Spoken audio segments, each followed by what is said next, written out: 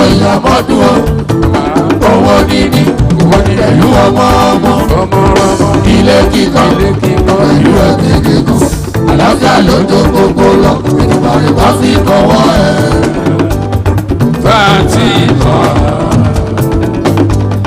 Tinubu ìyanu ní gbogbo Fatima Tinubu ọjọ́ gbogbo padà. Fatima Tinubu. Òun bá wọn wáyé. Ìwà ò ní bá wọn lọ. Òun bá wọn wáyé. Ìwà ò ní bá wọn lọ. Ọ̀tọ̀ọ̀tọ̀ láàrin wa, ọ̀tọ̀ọ̀tọ̀ láàrin wa. Ṣèbí ilé ayé, ilé ayé, ilé ayé, ìlàpàdé ara wa. Bítùmí àtàtà torí lọ́dún kọjọ́ bítù. Màmá wa ní nígbàkúgbà, màmá wa ní láti ìbẹ̀rẹ̀ ọjọ́ wa, màmá wa ní. Ìyálóde gbogbo Màmá ni màmá ó jẹ́. mama ó ti ṣògbọ́n ọdún. Ó ti ṣọ̀gbọ̀n ọdún. Ó ti ṣe ogójì ọdún. Ó ti ṣe àádọ́ta ọdún. Lójú wa ni Ó ti ṣe ọgọ́ta ọdún. àníṣe Ó ti ṣe àádọ́rin ọdún. lọ́wọ́lọ́wọ́ tó wà Ó wá ṣe ọgọ́rin ọdún. ọ̀láyé. Lọ́lá Elédùmarè ọba aláṣẹ. Wọ́n ṣọgọ́rùn-ún ọdún láyé wá tún jù bẹ́ẹ̀ lọ. Ó bá wọn wáyé. Ìwọ ò ní bá wọn lọ. Ó bá wọn wáyé. Ìwọ ò ní bá wọn lọ. Wíkì bọ́. Ọ̀tọ̀ọ̀tọ̀ láàrin wa, ọ̀tọ̀ọ̀tọ̀ láàrin wa. Ṣèbí ilé ayé, ilé ayé, ilé ayé, ìlàpàdé ara wa. Ọmọ wa ó gbàdúrà sókè sí bàbá òun kí wọ́n má ṣe ṣe. Mo gbàdúrà sókè sí bàbá o, kí ìwé máa rọ̀fọ̀. Ó gbàdúrà sókè sí bàbá òun kí wọ́n má ṣe ṣe. Mo gbàdúrà sókè sí bàbá o, kí ìwé máa rọ̀fọ̀. Omi dápọ̀ pọ̀lọpọ̀ kò jẹ́ lẹ́bi. Bàbá jáyé rẹ̀ tòrò kalẹ̀. Bàbá máma jẹ́ ògbóníṣẹ́kù o. Bàbá máma jẹ́ òfaragbárò ẹ̀. Orówó fi ló gbà lọ́jọ́ alẹ́ rẹ̀ o. Àṣẹ. Ó ti ṣòwò ló jèrè. Ó ti yèrè ohun tí ó ti fọwọ́ rẹ̀ ṣe. Wá ti fowó wá jèrè. Má jèrè ohun tí ó bá fọwọ́ rẹ̀ ṣe. Bíntì Ṣàṣà ẹ̀dá wo ló lè ṣàmì àdúrà yẹn? ẹ̀mí mọ́ o. Ṣàṣà ẹ̀dá wo ló lè ṣàmì àdúrà yẹn? Lórí Àmọ́ ní tiẹ̀, ó ṣàmì àdúrà ó gbé tán àdúrà mi. Ó ṣàmì àdúrà ó gbé tán àdúrà. lọ́jà bíntì. Èrè lọ́mọ ọlọ́jà ń jẹ́ o, tó bá dalẹ̀. Èrè lóbìnrin jẹ́ lábọ́ ọjà. Wàá jèrè ohun tí ó bá fọwọ́ rẹ̀ ṣe. Wàá jèrè o. Ó jèrè owó jèrè. Ó jèrè ohun tí ó ti fọwọ́ rẹ̀ ṣe. Wá tún ṣe wá jèrè. Wá jèrè ohun tí ó bá fọwọ́ rẹ̀ ṣe. Ṣàṣà ẹ̀dá wo ló lè ṣàmì àdúrà yẹn? Ṣàṣà ẹ̀dá wo ló lè ṣàmì àdúrà yẹn? Àmọ́ ní tiẹ̀, ó ṣàmì àdúrà ó gbé tán àdúrà mi. Ó ṣàmì àdúrà ó gbé tán àdúrà mi. Èrè lọ́mọ ọlọ́jà ń jẹ́ o, kó bá dalẹ̀. Èrè lóbìnrin jẹ́ lábọ́ ọjà. Wàá jèrè ohun tí ó bá fọwọ́ rẹ̀ ṣe. Wàá jèrè o. Màmá wá ìwòyí àná lọ́rọ̀ rẹ̀ o. Màmá wálé. Màmá wálé. Onínú bínú ṣàmà wọ́n lè rán. Màmá wálé. Màmá wálé. Màmá wálé. Ìwòyí àná ò lásán rẹ̀. Màmá wálé. Olórí rẹ̀ Màmá Ṣọlá. Màmá wálé. Màmá Ṣọlá màmá oníyàwó jẹ́. Màmá wálé.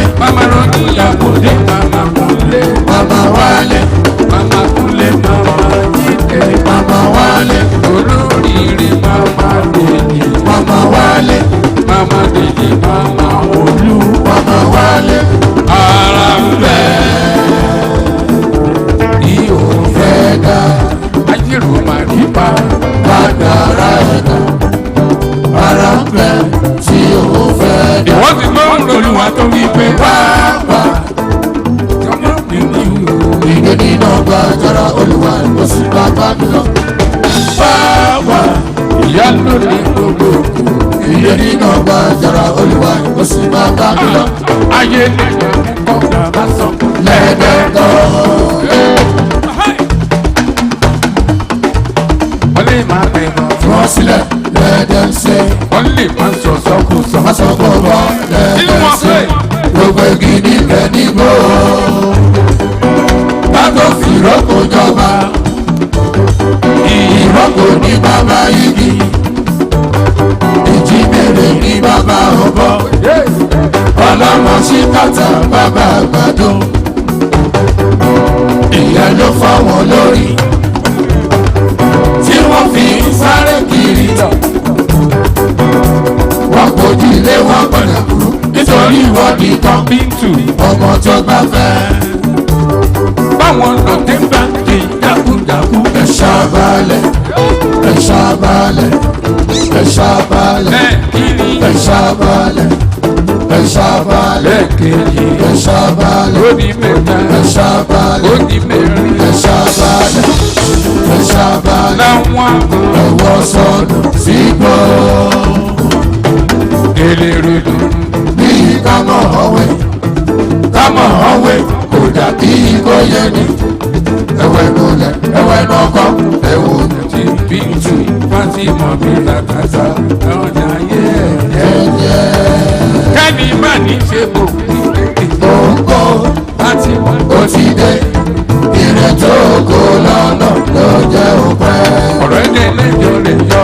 Ẹ̀yọ́, ẹ̀yọ́, ẹ̀yọ́, ẹ̀yọ́, ẹ̀yọ́, ẹ̀yọ́, Ó nẹ́jọ́ yọ lè yọ. ẹ̀yọ́, Fátímọ̀ ẹ̀yọ́, pápádọ́ lè ti yẹ. ẹ̀yọ́. Ìyá ló lè gbogbo ìyókù kó tilẹ̀ tó. Ẹ̀yọ́. Ó lè lẹ́jọ́ lọ yọ. Ẹ̀yọ́. Kẹ́ni má ní ṣe kò ní kékeré. Òun bọ̀, ó ti dé. Ìrìn tó kó lọ́nà ló jẹ́ òpẹ́.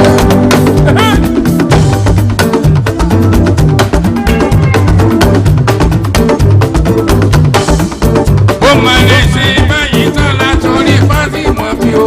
Mo máa lè ṣe, mo kúkú lè ṣe, báyìí dọ́là o. Ó máa lè ṣe báyìí dọ́là o lórí Fátímọ̀. Mo máa lè ṣe, Inú mo kúkú lè ṣe, báyìí dọ́là o.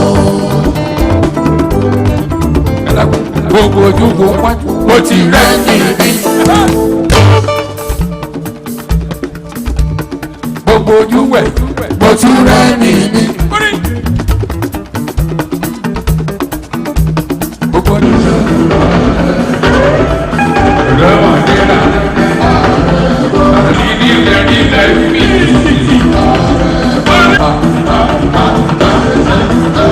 Gbogbo àwọn ìyẹn yóò. Mo máa ń bẹ̀rẹ̀ nínú.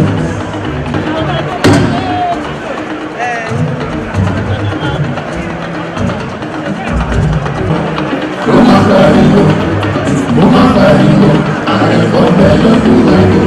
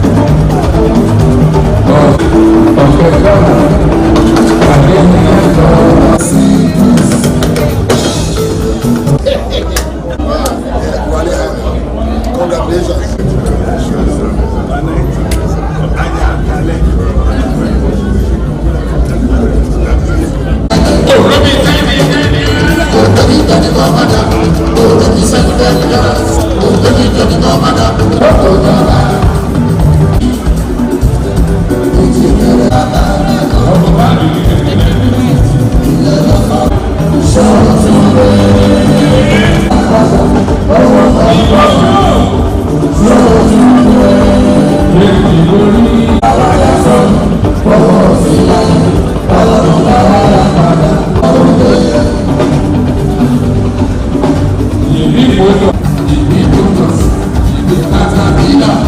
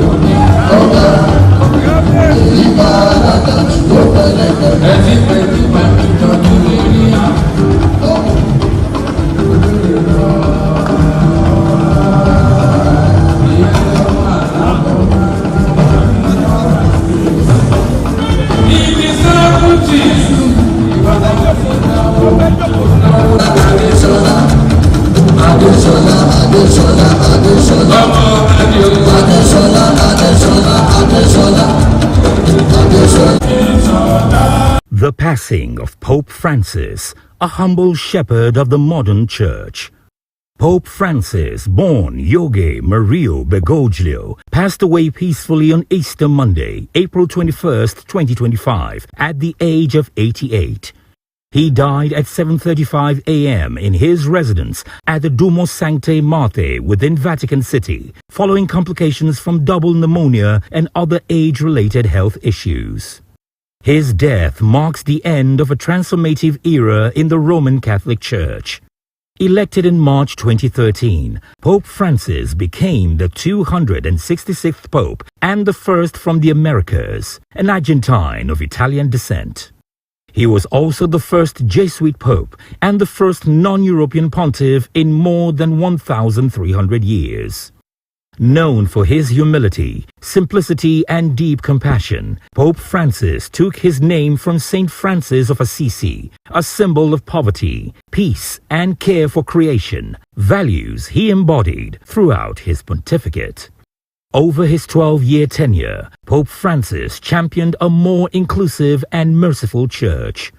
He prioritized outreach to the poor, migrants, and the marginalized, often emphasizing a church for the poor.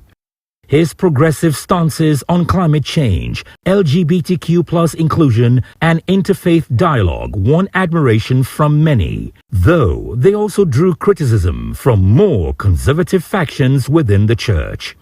His landmark encyclicals, such as Laudato Si on the environment and Fratelli Tutti on human fraternity, reflected his vision for a just and united world.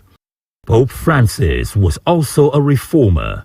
He made strides to clean up Vatican finances, promote transparency, and address long-standing issues such as clerical sexual abuse.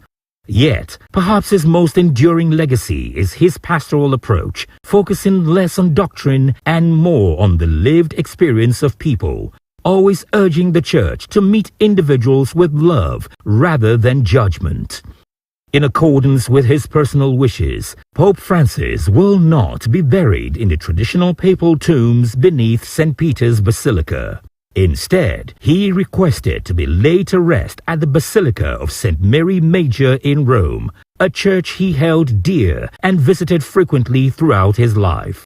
This decision underscores his lifelong message: humility, simplicity, and service. World leaders and religious figures across the globe have paid tribute to his legacy.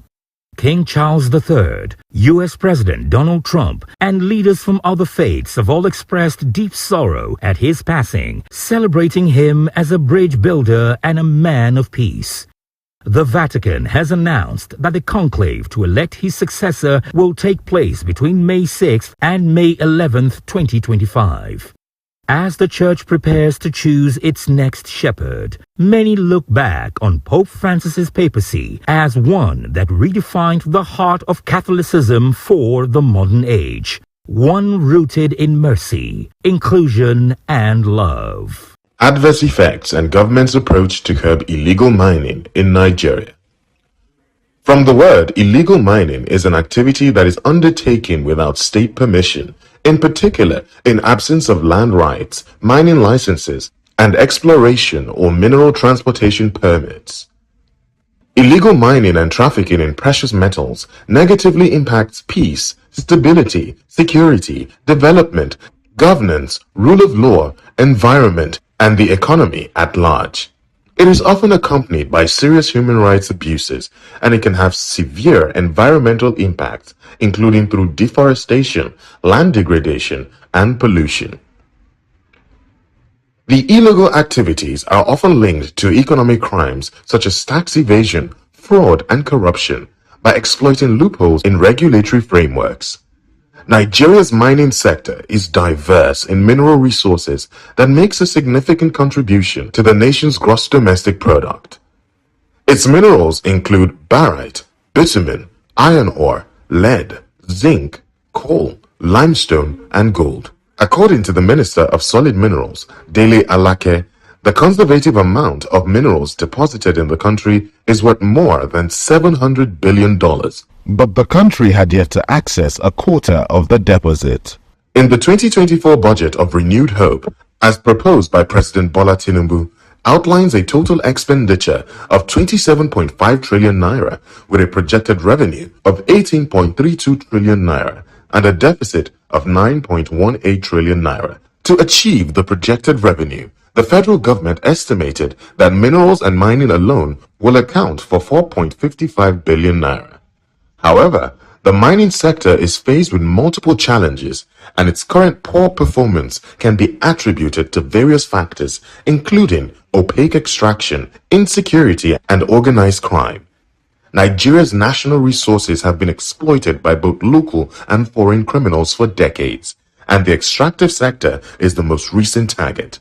In April 2020, the Nigerian police force in Zamfara state arrested 2 Chinese nationals for allegedly engaging in illegal mining in Bukuyum local government area of the state, where the federal government had banned all mining activities to curb killings by armed bandits in July 2023. The EFCC arrested 13 more Chinese nationals for allegedly engaging in illegal mining activities. Also, in August 2023, the Akwa Ibom state government closed down an illegal mining company operated by Chinese nationals for the firm's inability to provide authorization documents for titanium ore mining in Ibeno community. In addition, the Nigerian Security and Civil Defense Corps (NSCDC) Federal Capital Territory FCT Command in December 2023 disclosed that it arrested no fewer than 82 suspected vandals and 22 illegal miners in the last 4 months, among other cases. However, on December 12, 2023, the Minister of Solid Minerals, Dele Alake, has said some powerful Nigerians involved in illegal mining are sponsoring banditry and terrorism in the country. He stated this when he appeared before the House of Representatives Committee on Solid Minerals for the ministry's 2024 budget defense in Abuja, the nation's capital. Alake also revealed that foreigners are among those engaging in illegal mining in the country, adding that most of the foreigners engaged in illegal mining in the country had no proper immigration. In March 2022, The Nigerian Immigration Service in Niger State arrested over 200 Chinese workers who had reportedly traveled to Nigeria with tourist visas and continued to stay after their travel permits expired. According to reports, this phenomenon was sustained by cumbersome visa approval processes by Nigerian authorities and outright violations of travel permits issued for Chinese workers by Nigeria. On the 16th January 2024, around 8 p.m., residents of Ibadan, Oyo State, expressed panic as reports surfaced of an explosion in parts of the state capital. Residents of Adeyi Avenue in Bodija, Ibadan, has blamed the Malian illegal miners for the explosion that rocked the Asian city. The blast, which killed 5 people with over 77 injured, is the latest recorded in the country so far. Illegal mining can have several negative effects on the environment, economy, and society, among some of which include: first, environmental degradation. Illegal mining often involves the use of destructive methods such as clear-cutting forest, using toxic chemicals, and causing soil erosion, which can lead to the destruction of habitats, deforestation, and the contamination of water sources. Second, illegal mining activities often involve the use of hazardous chemicals, such as mercury and cyanide, which possess serious health risks to the miners and nearby communities. These chemicals can contaminate the air, water, and soil, leading to respiratory diseases, poisoning, and other health issues. Third, it can result in social conflict between miners, local communities, and authorities in the country. The conflicts can lead to violence, crime, and instability in the affected areas. Furthermore, the illegal activities can undermine the formal mining sector and the government's ability to collect taxes and royalties, depriving the government of much-needed revenue that can lead to economic instability. The Nigerian government has been making efforts to combat illegal mining by strengthening regulatory frameworks, increasing law enforcement efforts, and promoting responsible mining practices. However, the task remains challenging due to the vast geographical area and limited resources for monitoring and enforcement. On January 2024, the Kogi state government banned traditional rulers and community leaders from issuing consent letters to prospective miners in the state. The government directed that henceforth, any consent letter must pass through due process for its consideration and approval. The Commissioner for Solid Minerals and Natural Resources in the state, Alhaji Bashir Gegu, said that the atrocities being committed by illegal miners brought about the recent ban on illegal mining activities in the state.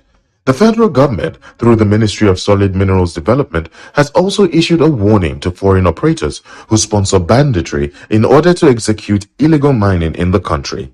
The minister, Dele Alake, issued the warning when a delegation of the Nigeria-China Chamber of Mines, led by its national president, Dr. Olugbenga Ajala, paid him a courtesy visit in his office at the ministry's headquarters in Abuja. To curb illegal mining in the country, the government needs to review and strengthen existing mining laws and regulations to make them more stringent and effective in deterring illegal mining activities. Implement monitoring and surveillance systems such as satellite imagery or aerial reconnaissance, which help detect and track illegal mining activities. Government should collaborate with local communities by involving them in decision-making processes, provide education and alternative livelihood opportunities, and support community-led initiatives to combat illegal mining in their areas. Finally, governments can encourage responsible mining practices by providing training, technical assistance, and financial support to legitimate mining operations. This can help promote sustainable and environmentally friendly mining practices. Where you debar the people from taking their own resources, there will be problems. And that is why we have illegal mining. And that the French, the Chinese, they will keep sending and keep using our people to do illegal mining. And the government can't really stop it because it's beyond what they can control, except to give them the resource control and then allow them to pay tax to the center. Sure, there are already penalties in the law books. They might need to just update them. But you see, prevention is always better than cure. So it's just like when there was this American, a white man that came to Lagos and was doing street trading. And then he said, even in America, street trading is allowed. It's only that you have to be registered and the government knows about your activity. So there are some certain things that the government cannot stop. You can only regulate. So the regulation will take care of this problem rather than just trying to punish them. What I feel is that they should legalize them, identify them, and then legalize it. Just like part of mining has to do with this oil mining as well. Why not let's know them and legalize them? It saves us from all these deportations, as far as my understanding. And they should ensure that there is a tax force that, because you cannot stop people from mining, those that have paid. So the tax force should do their job. Those companies that are not licensed, they should go after them. They should face the rods. They should charge them to courts. Let them charge them to court because so many people have lost their life. So many people have lost their property. So let the government face them squarely. That is the way forward. State policing, curbing insecurity problems in Nigeria. Nigeria, the giant of Africa, is faced with a lot of problems ranging from insecurity, unemployment, poverty, amongst others. The nation is confronted with a myriad of security challenges ranging from terrorism to banditry, abduction, kidnapping, and killings.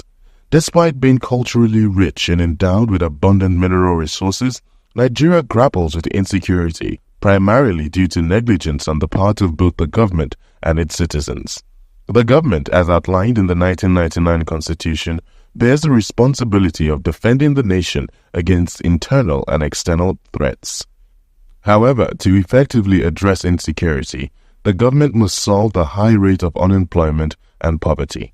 There must be a concerted effort to prioritize indigenous education and uplift socio-cultural standards.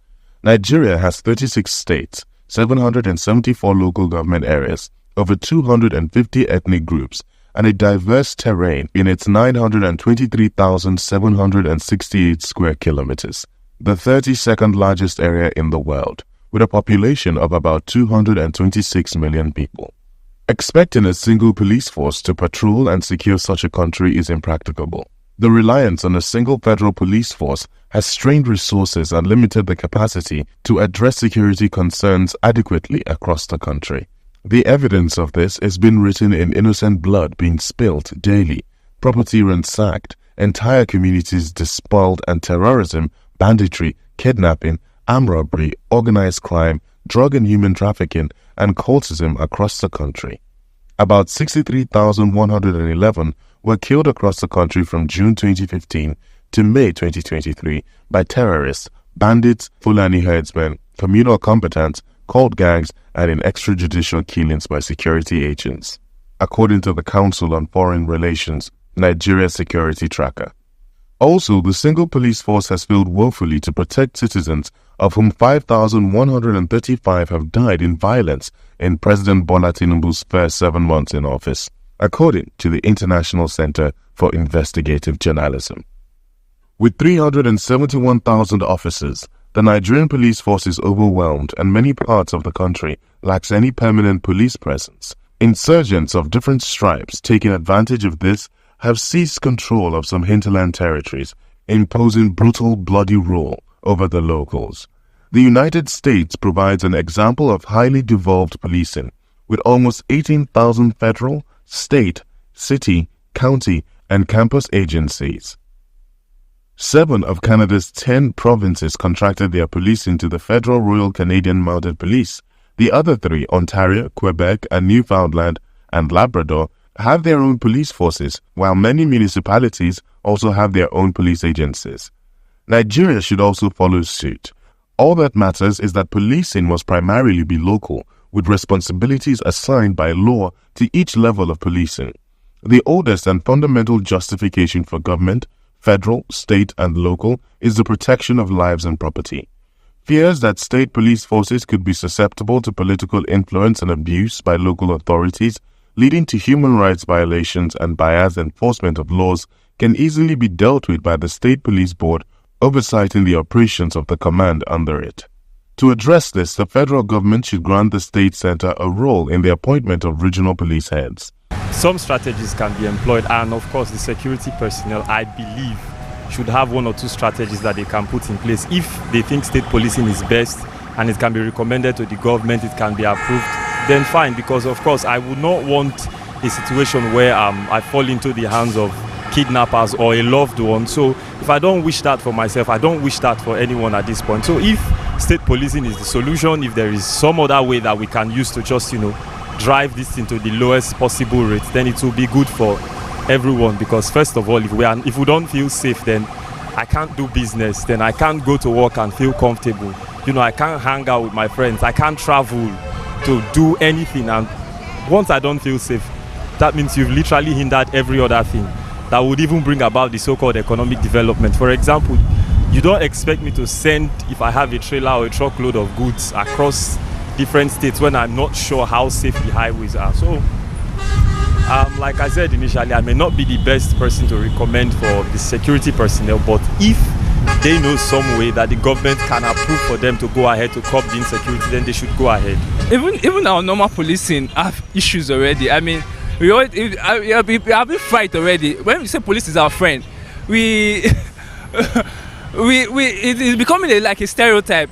People are no more safe anymore, even with the police being on our side. Now, state policing and other policing, I mean, to me, all the ideas about policing need to be, it needs to be checked. We need to check it properly. We need to put factors in place to check all these departments, all these armed forces.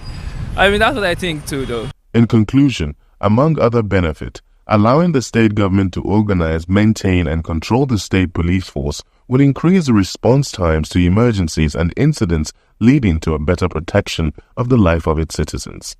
It will enable them to understand and address the specific security challenges faced by different regions within the country, allowing for tailored solutions to local issues. It can also lead to closer relationships between law enforcement and the communities they serve, thereby enhancing public trust and accountability. State police can also focus on preventing and detecting crimes at a local level, leading to better overall security and safety for citizens.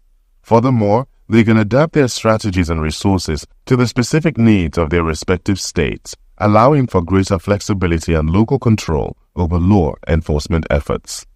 Flooding, most common and recurrent disaster in Nigeria. Nigeria has two main climate seasons every year.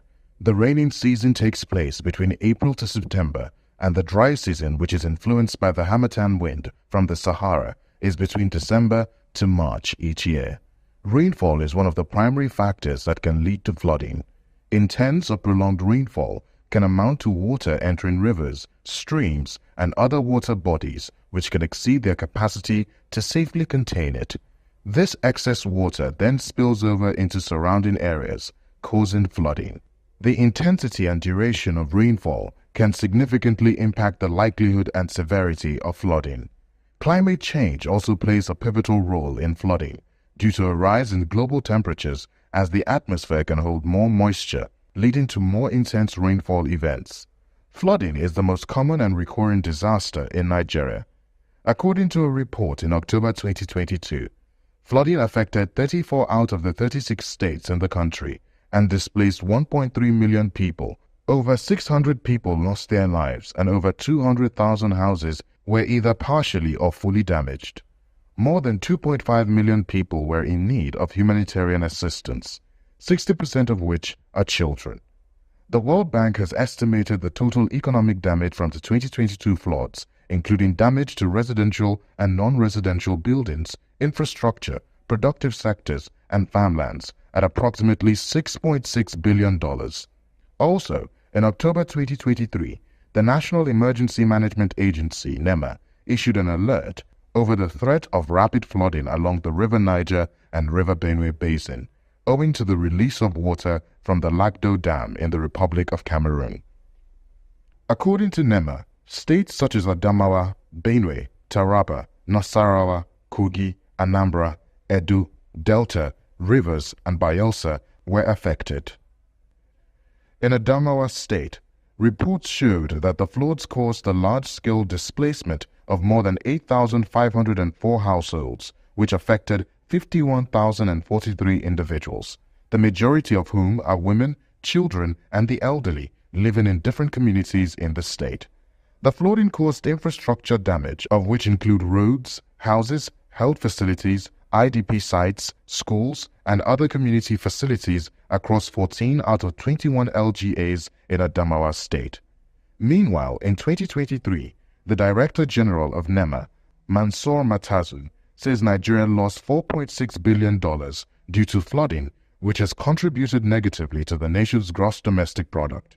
The negative impact of flooding cannot be overemphasized, as it affects individuals, damage to agriculture, economic impacts, communities, and the environment.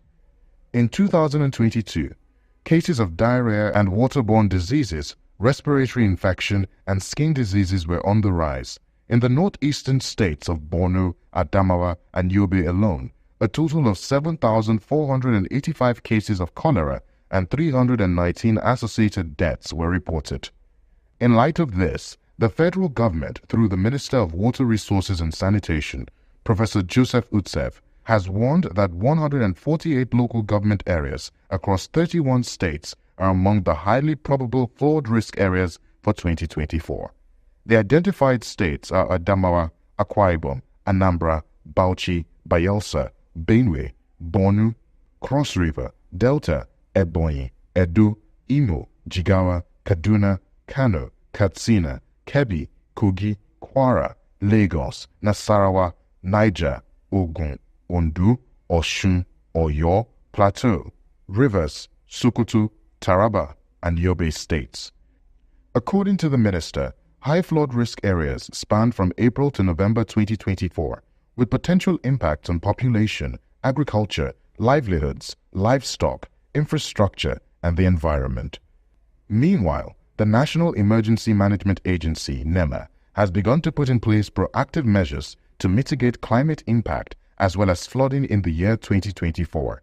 The Commission says stakeholders with vast experiences in various fields such as agriculture, health, water resources, and infrastructure have been brought together to brainstorm so as to come up with actionable climate-related disaster preparedness and mitigation strategies that would assist in preparing for the responding to expected impact of the predicted climate hazards. To mitigate the impact of flooding in the country, the federal government needs to invest more in early warning systems to provide timely alerts to residents in flood-prone areas, giving them time to evacuate and protect their property. Implement strict land use regulations to prevent construction in flood-prone areas. Also, the federal government should invest in improving infrastructure, such as building and maintaining proper drainage systems, levees, and dams to prevent or minimize flooding, increasing public awareness about flood risk and providing education on how to mitigate these risks, such as proper flood-proofing techniques, can help reduce the impact of flooding. Finally, providing financial assistance to individuals and communities affected by flooding would help them recover and rebuild after the disaster. On Monday, the 31st of October 2022, the China Harbour Engineering Enterprise, a subsidiary of China Harbour Engineering Company Limited, which is the engineering, procurement, and construction contractor for the $1.5 billion Lekki Deep Sea Port, announced the completion of the construction of the port. The port is one of the biggest deep sea ports in West Africa, expected to generate $361 billion revenue for the Nigerian government, while also providing close to 200,000 job opportunities for the nation's teeming unemployed youths. The Lekki Deep Sea Port is built over 90 hectares of land at the center of the Lagos Free Trade Zone, approximately 60 kilometers east of Lagos. It is the first deep sea port in Nigeria. The multi-purpose deep sea port will serve as an important gateway for containerized dry and liquid bulk cargo vessels. The seaport is one of the most modern ports in West Africa and supports the growth of commercial operations in the region. Construction of the $1.5 billion deep sea port began in December 2017, and the project was expected to be completed in 2020. But due to the COVID-19 pandemic, it was pushed forward to 2022. It will be recalled that on Wednesday, October 23, 2019, the Lagos State Governor, Mr. Babajide Olusola Sanwo-Olu, signed a $629 million financing facility with the Chinese Development Bank. This is aimed at completing the Lekki Deep Sea Port project. According to the agreement, in 30 months, Nigeria's first deep sea port will be delivered in Lekki Free Zone. The signing of the agreement has no doubt put to rest all kinds of reservations concerning the speedy delivery of the seaport venture. The project has enormous capacity not only to stimulate the Lagos economy, but equally to push it up in the index of largest economies of the world. The Lekki Deep Sea Port is the first deep sea port in Nigeria and the container transportation hub in Africa. The multipurpose Lekki Port has liquid and dry bulk terminals to serve container vessels of up to 8,000 20-foot equivalent units, dry bulk vessels, and liquid bulk cargo vessels. The 9-kilometer long and 19-meter deep navigation channel and a 600-meter wide turning basin will be built to allow vessels to approach or leave the port. A 1,500 meters breakwater structure and a 300 meter secondary breakwater structure will be constructed for safe landing of vessels. Other facilities at the port include a 6-kilometer long and 14.5 deep approach channel, quay wall, cargo handling cranes, and 3 19 deep liquid jetties. 3 container berths will be featured at the container terminal, and this include 1,200 meter long and 60 meter deep quay wall, 13 quay cranes, and a storage yard with a capacity of 15,000 ground slots. The storage space can be increased by stacking containers. The container terminal will be able to handle 2.7 million 20-foot equivalent units a year. Undoubtedly, the development of the seaport is strategic to the growth of Lekki Free Trade Zone. The project, which is expected to make immense impact on the nation's economy, is capable of creating more than 200,000 jobs and generating about $350 billion in revenue for the state over the period of the concession. The project is strategic for the economic growth of Lekki Free Zone. It will support the massive industrial and petrochemical complex being embarked upon in the northern and southern quadrant of the zone, with investment of over the next 3 years peaking at over $20 billion. With Lekki Airport in view, there will be an emergence of a Hapo City, which will be internationally connected by air and also with world-class integrated transport network of roads, rails, and bridges. It will generate up to $201 billion in revenue to state and federal agencies through taxes, duties, and royalties, and this will in turn boost the GDP of the nation. It will lead to an industrial revolution in the real estate sector due to the influx of trade, commerce, and investment as a result of the Lekki Free Zone. And this will lead to a potential direct and indirect investment opportunities for both real estate developers and foreign investors.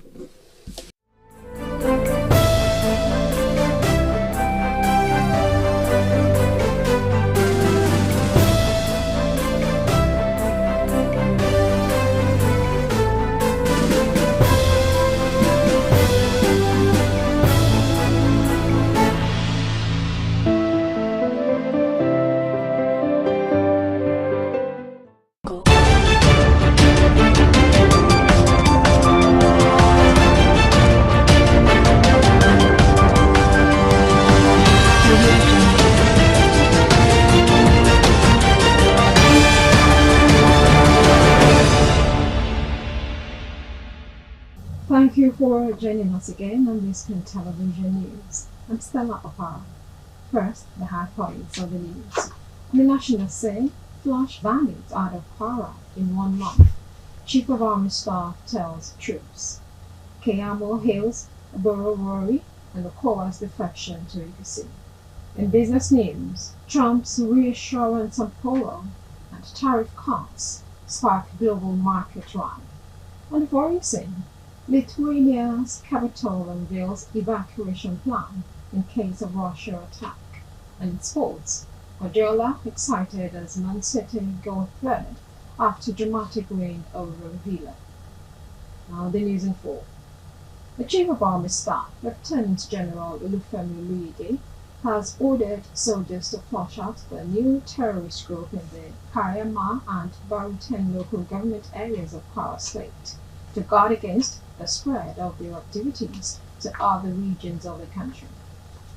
The Army staff charged them to flush the bandits out of the 2 local government areas, adding that he wants the job done in the next 1 month.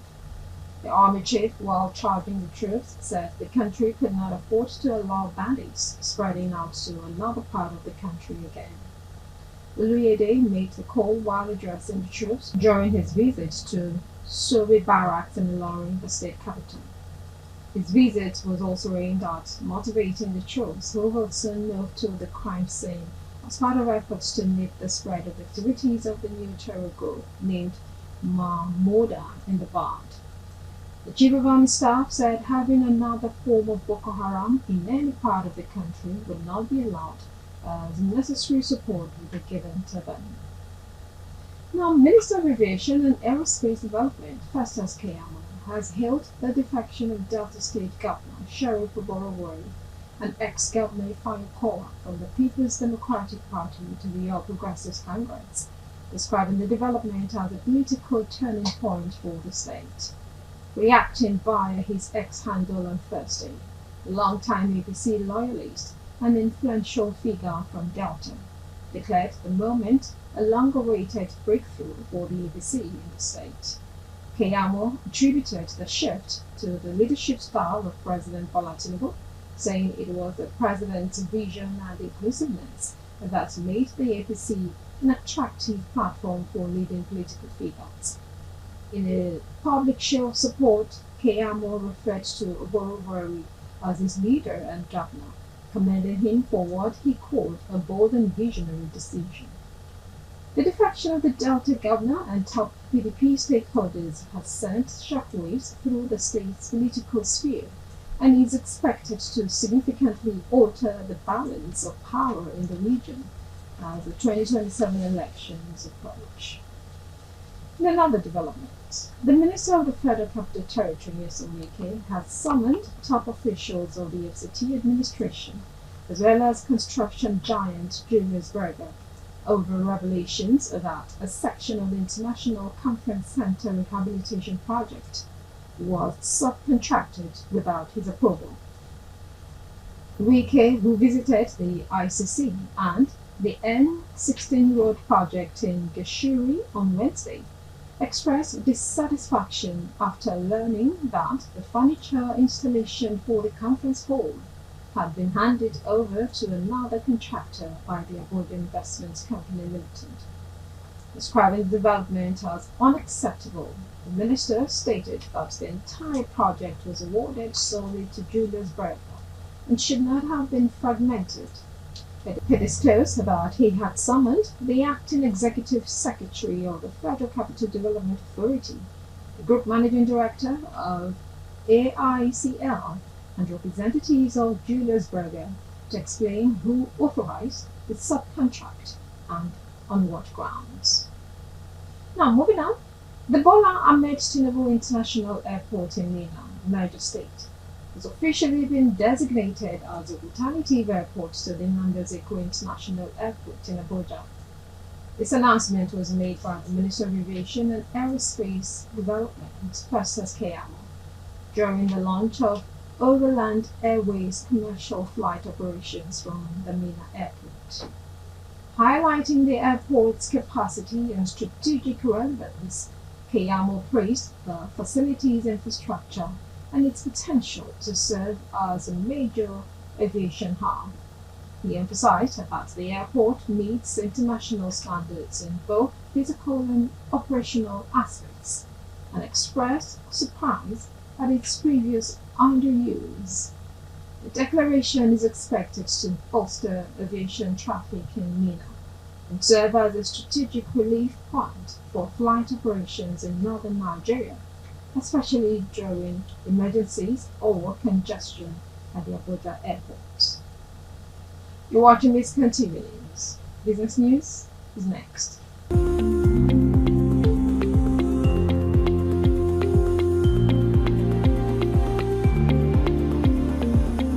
Welcome back.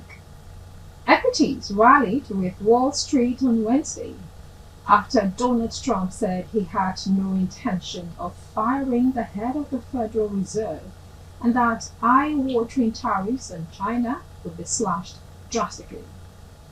Global markets, already upended by a trade war, were battered further at the start of the week by fears the U.S. president was looking to remove central bank boss Jerome Powell for not cutting interest rates, calling him a major loser and, quote-unquote, Mr. Too Late. Observers warned such a move would have dealt a blow to the Fed's independence and sparked a crisis of confidence in the world's top economy, sparking a sell-off of U.S. assets and another global crisis. However, Trump looked to temper those fears on Tuesday, saying he has no intention of firing Jerome Powell. The remarks gave a much-needed shot of relief to investors, helped by the president's comments, later indicating a more conciliatory approach to the trade war with China. We'll take another break. When we return, we'll bring you more news. Stay with us.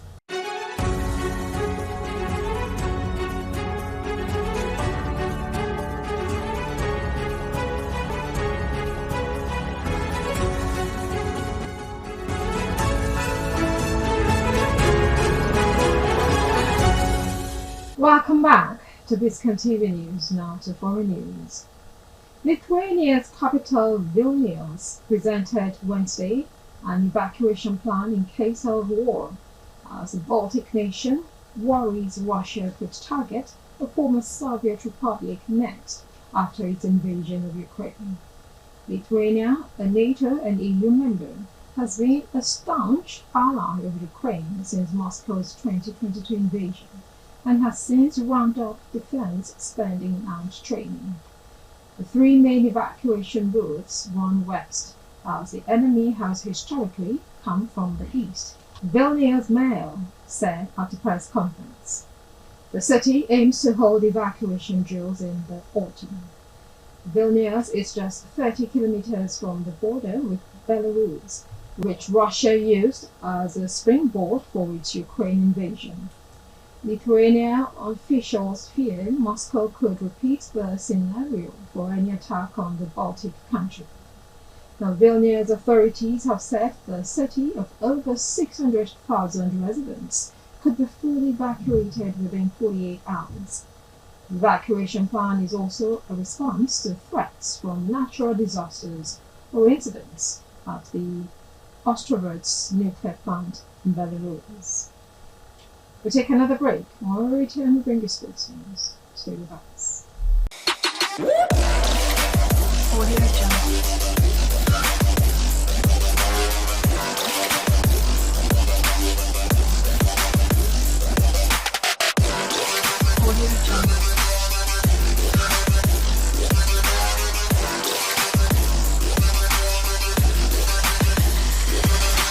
Welcome back to Biscon TV News, now to sports news. Pep Guardiola admitted his wild celebration of Matheus Nunes' stoppage time winner against Aston Villa felt strange because Manchester City don't score as many late goals as the Premier League rivals. Nunes fired City to a crucial 2-1 victory over top 5 rivals Villa in the 4th minute of stoppage time at the Etihad Stadium on Tuesday. Guardiola responded to Nunez's composed finish from an acute angle by launching into a frenzied, fist-pumping dance of joy, including a primal roar that underlined the significance of the result. City had been seconds away from a damaging result in the race to qualify for the Champions League via a top-5 finish.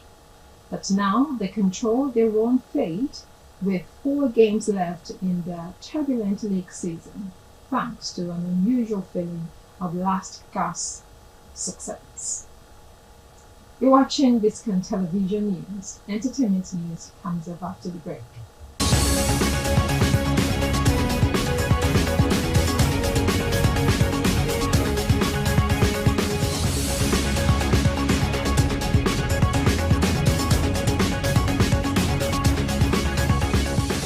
Hello and welcome to the entertainment segment here on Biscon Television News. Afro-Fusion superstar Burna Boy has once again made history by selling out the Co-op Live Arena in Manchester, which is the largest indoor venue in England.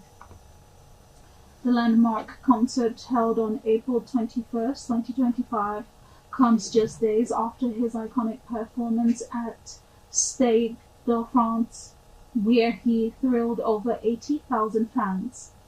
At the Manchester show, Burna Boy lit up the stage with some of his biggest hits, continuing to solidify his reputation as one of Africa's most powerful live performers. The night featured surprise appearances by Nigerian street hop act Shalapoppy, who joined Burna for the viral remix of Lahore, and Jody Phil, who performed for Campy 2 alongside him. With another major show lined up for April 24th at the Jazz and Heritage Festival in New Orleans, Burna Boy is showing no signs of slowing down. Fans are now eagerly anticipating the release of his 8th studio album, No Sign of Weakness, which already has hits like Higher, Update, and Bundle by Bundle, creating serious buzz. And finally, Nigerian hip-hop star Ice Prince Zamani is giving his flowers to his mentor M.I. Abaga, calling him the best rapper to ever do it. In a recent sit-down with content creator Is Big You, Ice Prince reflected on his growth in the rap game and proudly credited M.I. for teaching him everything he knows. He said rapping alongside M.I. for years shaped him into the lyrical powerhouse he is today. Ice Prince didn't hold back, boldly claiming he can hold his own against any rapper on any beat without delivering a weak verse. While he acknowledges that other rappers are talented, he made it clear that he's not one to be underestimated.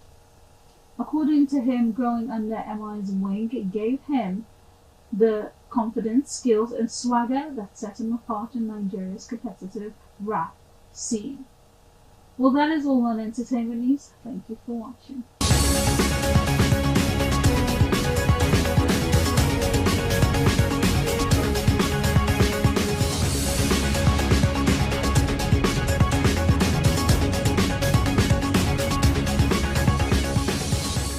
Welcome back. Now to the major points of the news. On the national scene, flash bandits out of Kwara in 1 month. Chief of Army Staff tells troops. Kayamo hails Borobori and Okowa's defection to APC. In business news, Trump's reassurance on Powell and tariff cuts sparked global market rally. On foreign team, Lithuania's capital unveils evacuation plan in case of Russia attack. And in sports, Guardiola excited as Man City go third after dramatic win over Villa. And that's the news on Biscon Television. We leave you with the last line. Vivian Green said, "Life isn't about waiting for the storm to pass. It's about learning to dance in the rain." I'm Stella Opara. Thank you for watching.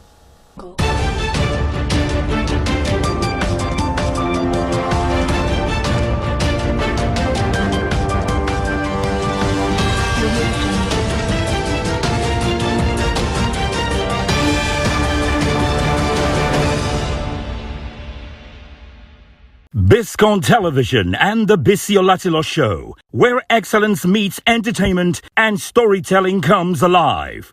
From compelling documentaries to high-profile event coverage, from exclusive celebrity interviews to the latest in news, politics, lifestyle, and culture, we bring you the content that keeps you informed, inspired, and entertained. And guess what? We're taking over the digital space. Our social media presence is exploding. Instagram, Facebook, TikTok, and YouTube. Millions are watching, liking, sharing, and engaging with us daily as the numbers just keep climbing. Our content is going viral, our audience is growing, and the conversation is bigger than ever. Now we need you. Follow, like, comment, and share. Be part of the movement. Get exclusive behind-the-scenes content. Join the conversations and never miss a moment of the action. This is more than just television. It's a revolution in digital storytelling. Biscon TV and the Biscon Show. Bigger, better, and right at your fingertips. Let's take it to the next level. Follow us now. Hello again. Welcome to Citizen Jones today. Citizen Jones interrogates issues that we get thrown at in my country, your country. We do this just so you know. Today, retired General Danjuma advises Kingsmen to resort to self-help against invaders. You know, an old soldier is an experienced and practiced person. And so for 86-year-old retired General Theophilus Yakubu Danjuma, the one you fondly refer to as TY, there is quite nothing like facing reality, even when circumstances are unpleasant and difficult. Speaking in Takum, his hometown in Taraba, the proud son of the soil said pointedly, let me quote him, "I told you before to rise and defend yourselves, and I'm saying it again, this time even more, with more urgency." End quote. You know, the message is get weapons like your killers and defend yourselves. He added, remember they are human too. You have a right to stand your ground. Makes you wonder if this is not a call to arms in these times. And to think that we are dealing with this in supposed peace times boggles the mind. Two discussants who are familiar with these things are going to broach this subject with me. Let's meet and greet Aki Fatunke, chartered accountant and a national affairs analyst. I greet you, Mr. Fatunke. And before the greetings, Jones, it's a pleasure to be here. Fatunke is joined by a fellow chartered accountant and a political commentator. To me, Olowe, I greet you. Welcome. Thank you very much, MCC. Yeah, gentlemen, the call by T.Y. Danjuma at a time like this is not surprising. Or is it? Well, it cannot be surprising. And let's really understand human nature. Everybody is frustrated. Most people are frustrated. The state of killings, which I think has exacerbated, told us about that under President Bola Ahmed Tinubu, dates back to givings and misgivings that has detailed our intercourse and interaction as people forced together and be cobbled together to lie to one another that we have a country. No. Fatunke, was I forced to sit in the same studio with you together? Was I forced? No, you were not forced. But after more than 100 years of that forcible interaction, we're still standing. Okay. We are still standing. Yes. Because we know what our limits are. We know what our boundaries are. We know what our rules are, and we must engage in that rule. And I can assure you, Citizen Jones, even the three of us, as we are on this television, program show. If we don't if to me does not get his limit, or I don't get my boundary, we start face cuffs, and that is the honest truth. There are certain things I should say to him, whether I'm older than him or he's older than me, notwithstanding. There are certain language I should say. People are watching us. Nobody knows what to me is doing under the table. He will be kicking me, and he expects me not to cry. So that is the kind of force that I'm talking about, and that kind of consideration. But all put together, my parents and my grandmother especially had a way of trying to tell me that while you are growing up, when you lost your mom and all that, I was suffering. I was silently, selling my wares to make sure that your father was sent to school. Mama, you mean you went through this sacrifice, but you never see it on my face. What elders do is that despite the challenges, and in spite those challenges that we have, Boris said that an elder will have to still behave like an elder. An elder will have to try and still give hope. My statement, I know, is not going to sit down well with quite a number of Nigerians, and somebody will now tell me, for instance, it has happened, that maybe it's because your own and your kindred is not part of those that are being killed. Okay, I agree. So my kindred, your kindred has been killed, and so I will now ask my own kindred to rise up in arms and begin a process of trying to defend themselves in this kind of climb where the whole thing is now going to become messier. Yeah. We are not going to get a balance of terror situation. There's a difference. Because when it's going to be a balance of terror, so to me, draws a gun on me, I draw a gun on him, and then you say, okay, all of us will calm down. In situations where, with what we have found, I think it's unfortunate. Simple, simplicity. Nigeria is not working. The elites have failed us. Those who have ruled us have failed us. We are also failing ourselves. And the earlier we come to terms with the fact that we should raise our hands and say we cannot peacefully continue to mingle and jingle together, the better for us. And so we go our different ways, right? Oh well, we go our different ways. That's not the project we are selling here. I'm not selling the project. I'm only telling you the reality. In this year, a husband and a wife that were joined together, a time comes when irreconcilable differences will only find, let's go separately, let's take care of our children, but let's go our separate ways. And that is the only way we can have sanity. To me, but our brother Akin would remember that South Africa went through a rough patch as we're doing, except that in a near 65 years of independence, some would say flag and anthem, we have had our highs and lows. Remember the Minority Rights Commission set up in 1955, the Willings Commission. It was to address minority rights and fears in this country. And the minority rights wahala kick-started in the same middle belt, if you remember, which is boiling till today. It tells you something is fundamentally wrong in that part. I'm happy you're saying that. So, but it is not because I, the Ibibio man, South, cannot sit at table with you, a Yoruba man, Southwest.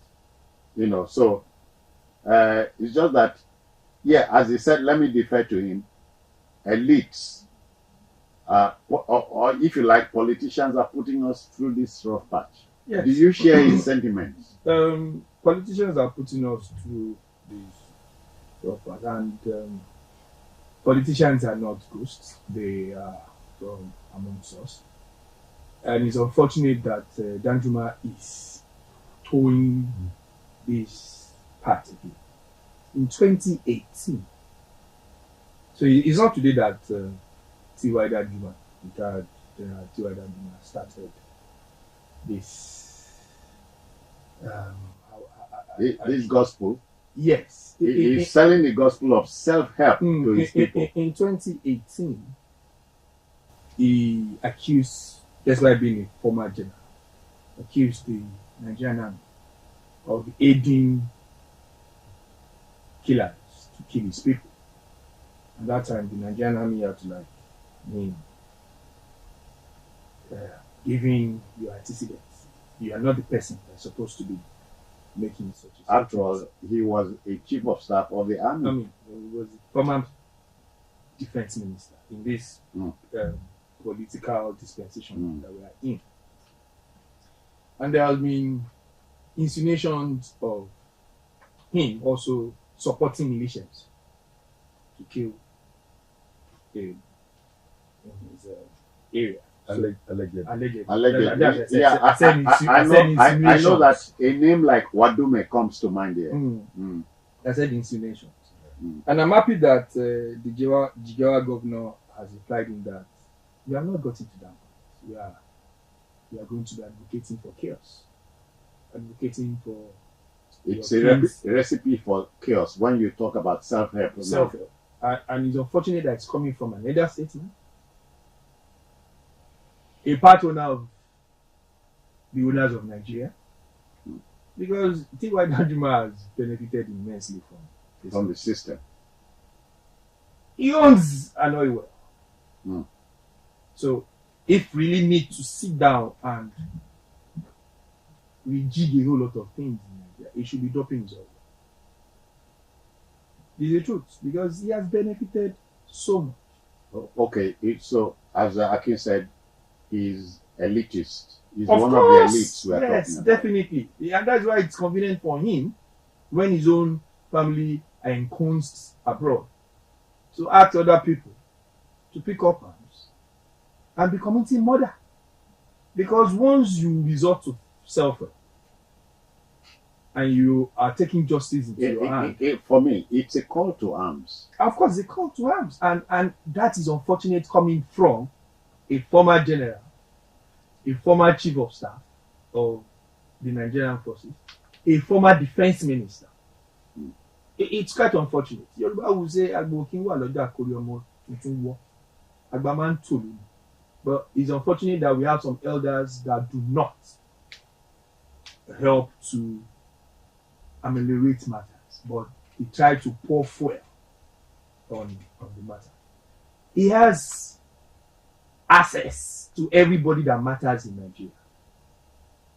So that means he can see the president, he can see the governor, he can see the chief of defense staff and get these things and lend his own 2 cents to them on how to tackle this matter instead of calling for people to take up arms. Okay, Akin, what Brother Tumi is saying is the law, the constitution, Nigerian 1999 constitution as amended, does not empower you or I to own a gun. So if we are asked by a retired general to arm ourselves against attackers, what are we saying? Aren't we suggesting that the national security has failed us or something?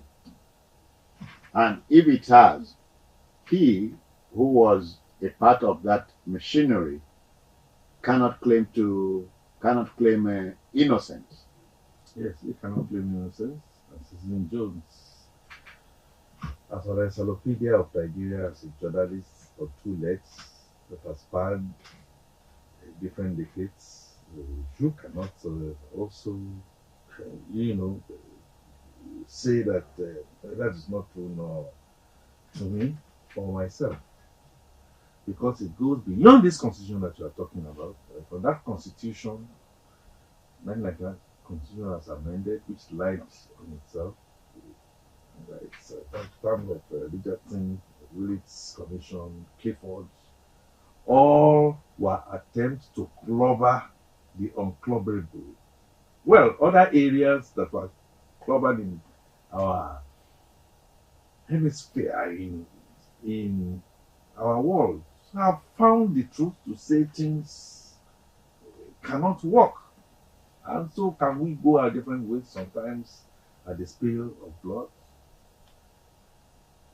General Danjuma and others have benefited, like to me has said, let's even not go to the alleged general in the army and all that. And as I speak with you, we are as disunited as I know there are some people allegedly have claimed that a particular general, and I don't want to continue to mention names, in question was part and parcel of those who killed their own set of people. So my point, therefore, is continuing like Amoeba. Try to see if you can see form to continue to have different shapes. The truth of the matter is, the young Danjuma who is bold enough to say what he seems to be saying, I know that Amadou Bello also said something similar. So now we are different. Let's find a way. And since we have not been able to piece this together, you made a point. I remember that particular one. The late Nnamdi Azikiwe said to the late Sardauna, let us forget our differences. Sardauna said no, let us understand our differences. And the knowledge of that understanding is what I am putting across. It will not end. Unfortunately, 2018, thank you so much, and then now in the same tackle, and now allegedly been doing warlords here and there. As we are speaking and this is being aired, more and more people are still going to be killed, basically because we are disunited, extremely disunited. And when the house is going to start to fall, yes, I know the house will fall and fall on every other person. But the thing to do is that the captain of the ship, should not be the one that will now not be giving hope. Even when we have hopeless, I acknowledge the fact that it's like a hopelessness. It keeps on being hopeless. Wait and see. You made a statement. I thought maybe that statement, you made it an innocent statement.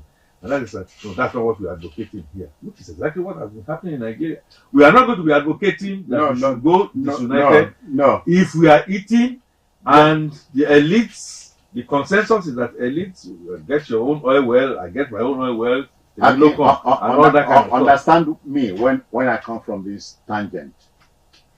To me, we remember Ghana was a linchpin in Benue State. You remember Ghana? Yes. Wadume was acting in Taraba at the time Ghana was. These cannot be faceless human beings. No. They got thrown up from amongst us. Yes. And obviously they have empowered by the people in power.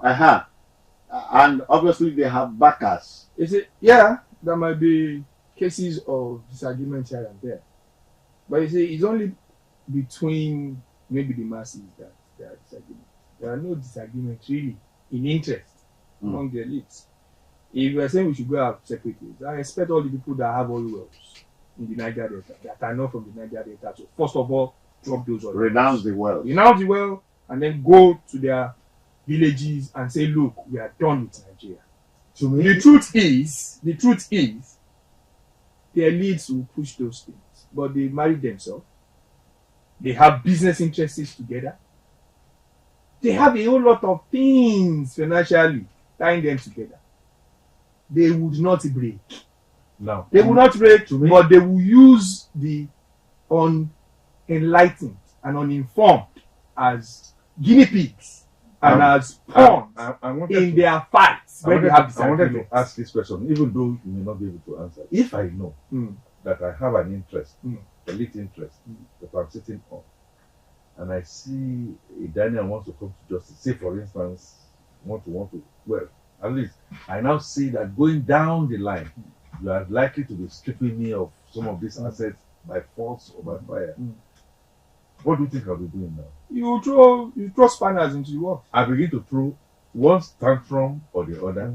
I will look for I'll look for one excuse. And you want to make your truth or your opinion the truth for because everybody. I do not want you to come and Damila Bonu, as they say in Yoruba, Mhm. and all that kind of stuff. And it's the reason. So we have them in the religious circles, we will have them in the civil service, we have them in the Political military. side.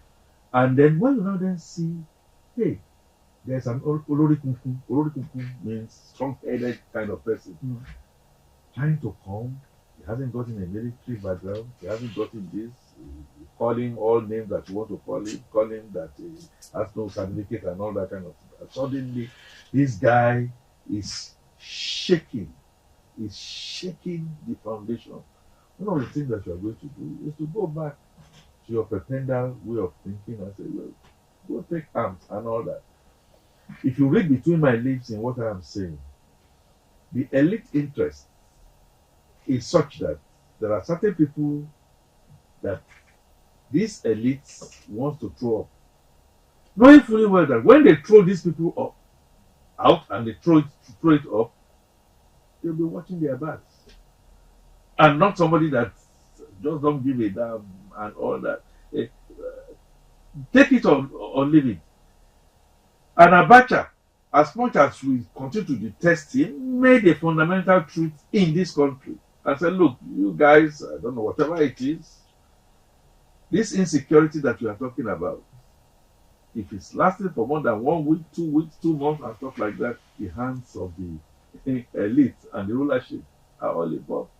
So this is, in my own opinion, an attempt to balkanize Nigeria, take Nigeria back to reset level, so that we all go our separate ways and decide how to create room for this one. I'm going to say, about 20 years ago, in 2005, 2004, 2005,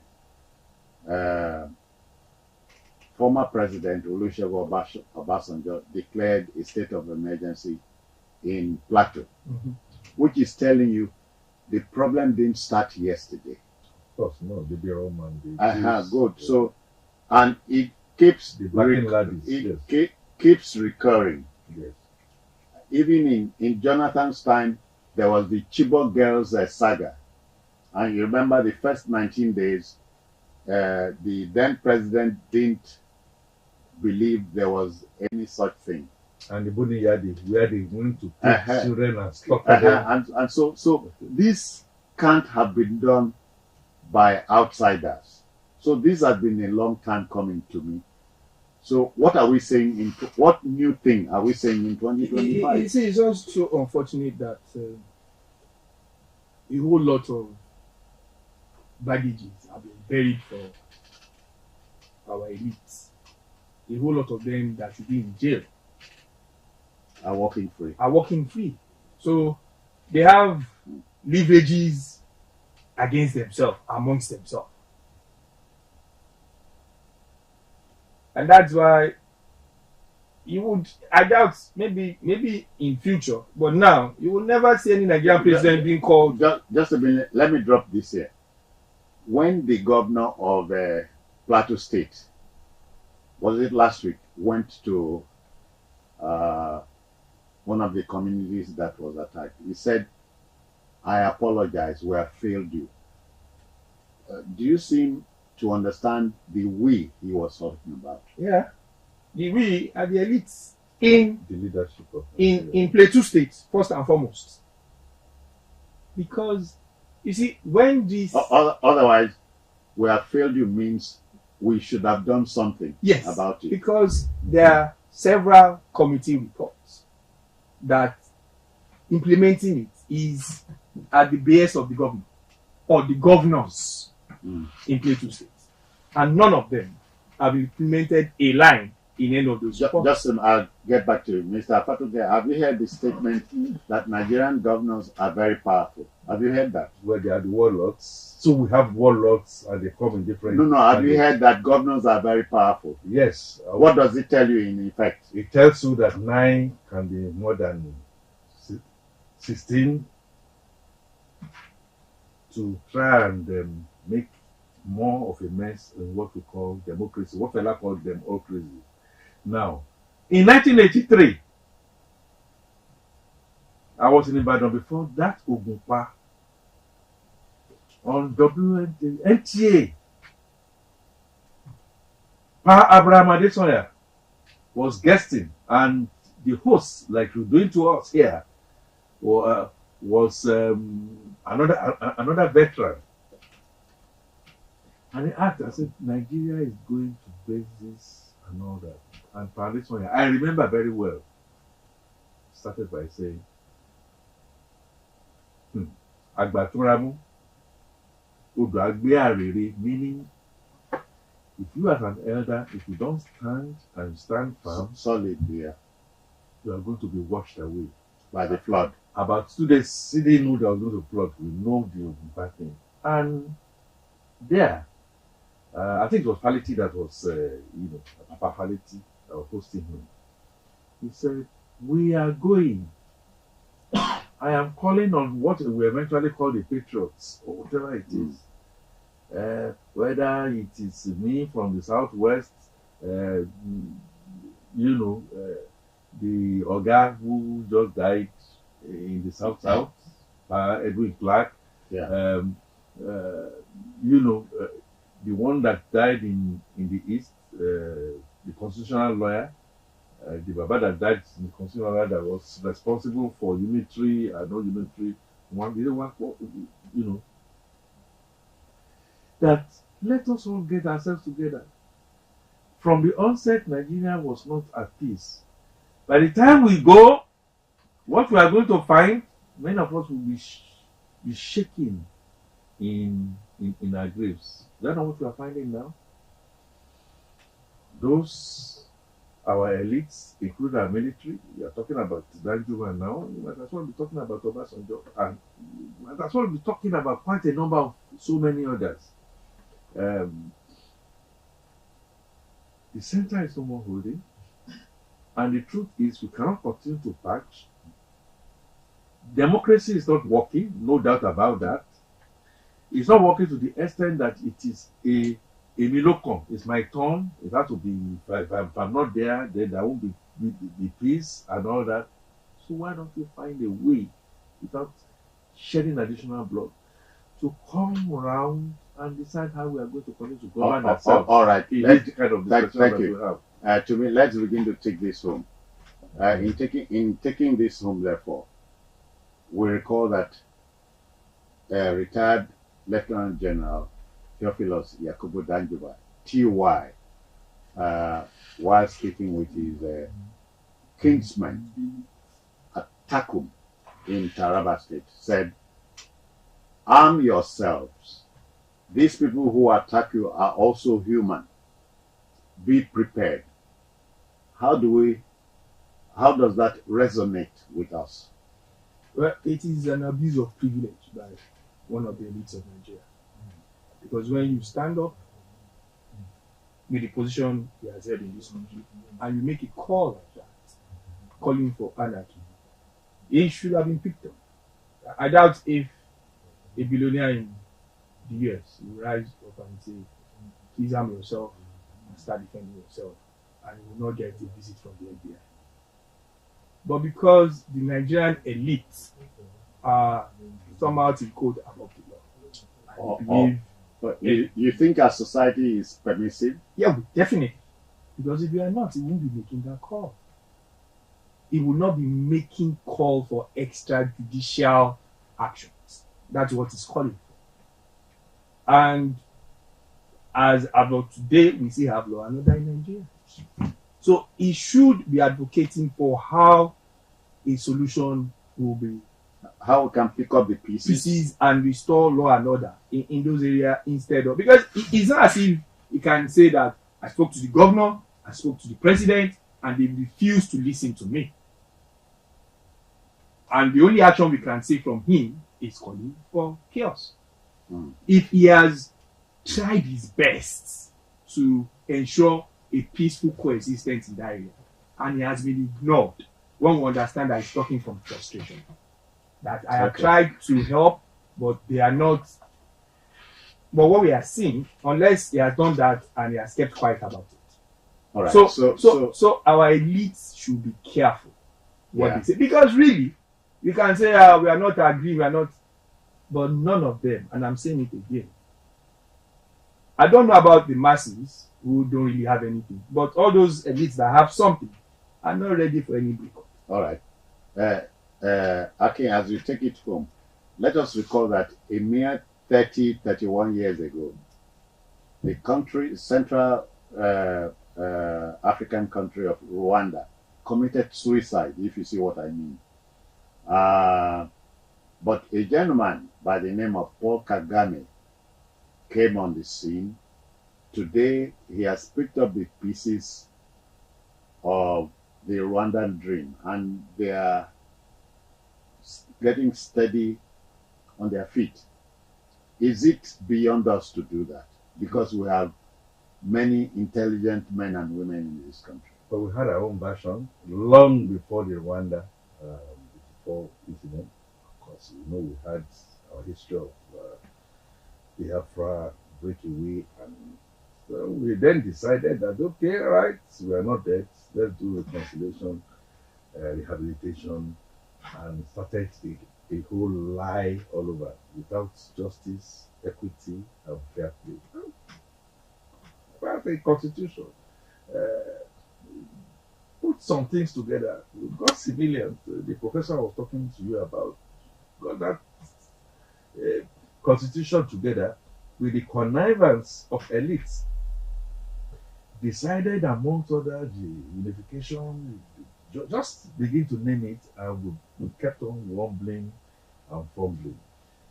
What Papa Abraham Adesanya said in 1983, that we are going, and if we don't get ourselves together and call the younger ones to order, hey, it's going to get worse. And this is exactly what we are seeing now. We are seeing situations. Please go to the different regions.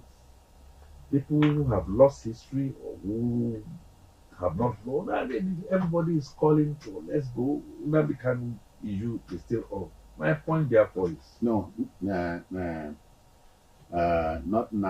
Okay, Nnamdi Kanu. Okay. Yes.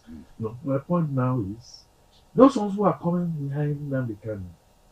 My young producer, a lady who perhaps is looking at me as I'm saying this, I'm also now, when somebody says you should please jump in front of a trailer as a retaliatory thing, think again.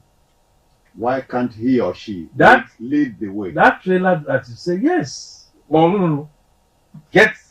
So, I want to retaliate against to me. I'll bind his hands and then I throw him in front of the trailer.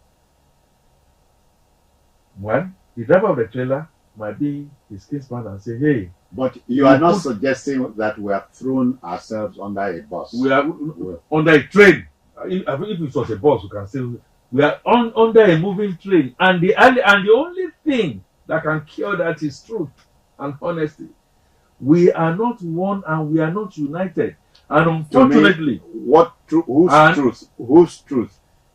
Would you say General T.Y. Danjuma is right in asking his kinsmen to resort to self-help? No, it's not. It's not right. At a time like this. It's not right, but he has a reason. But it's not right. But he has a reason. Yes. All right, folks. The debate will continue where you might be at. Our job is done here. We break the issue, giving the different context we can give to the issue. We are saying continue with the debate in your part of town, but there's always a day after. Let me thank Tumi Olowe for coming. Thanks for having me. And Akin Fatunke for your time. Thank you very much, Sir. We are done. Until the next time, take care of yourself and bye-bye. Biscon Television and the Bisciolatilo Show, where excellence meets entertainment and storytelling comes alive. From compelling documentaries to high-profile event coverage, from exclusive celebrity interviews to the latest in news, politics, lifestyle, and culture, we bring you the content that keeps you informed, inspired, and entertained. And guess what? We're taking over the digital space. Our social media presence is exploding. Instagram, Facebook, TikTok, and YouTube. Millions are watching, liking, sharing, and engaging with us daily as the numbers just keep climbing. Our content is going viral, our audience is growing, and the conversation is bigger than ever. Now we need you. Follow, like, comment, and share. Be part of the movement. Get exclusive behind-the-scenes content. Join the conversations and never miss a moment of the action. This is more than just television. It's a revolution in digital storytelling. Biscon TV and the Biscon Show. Bigger, better, and right at your fingertips. Let's take it to the next level. Follow us now.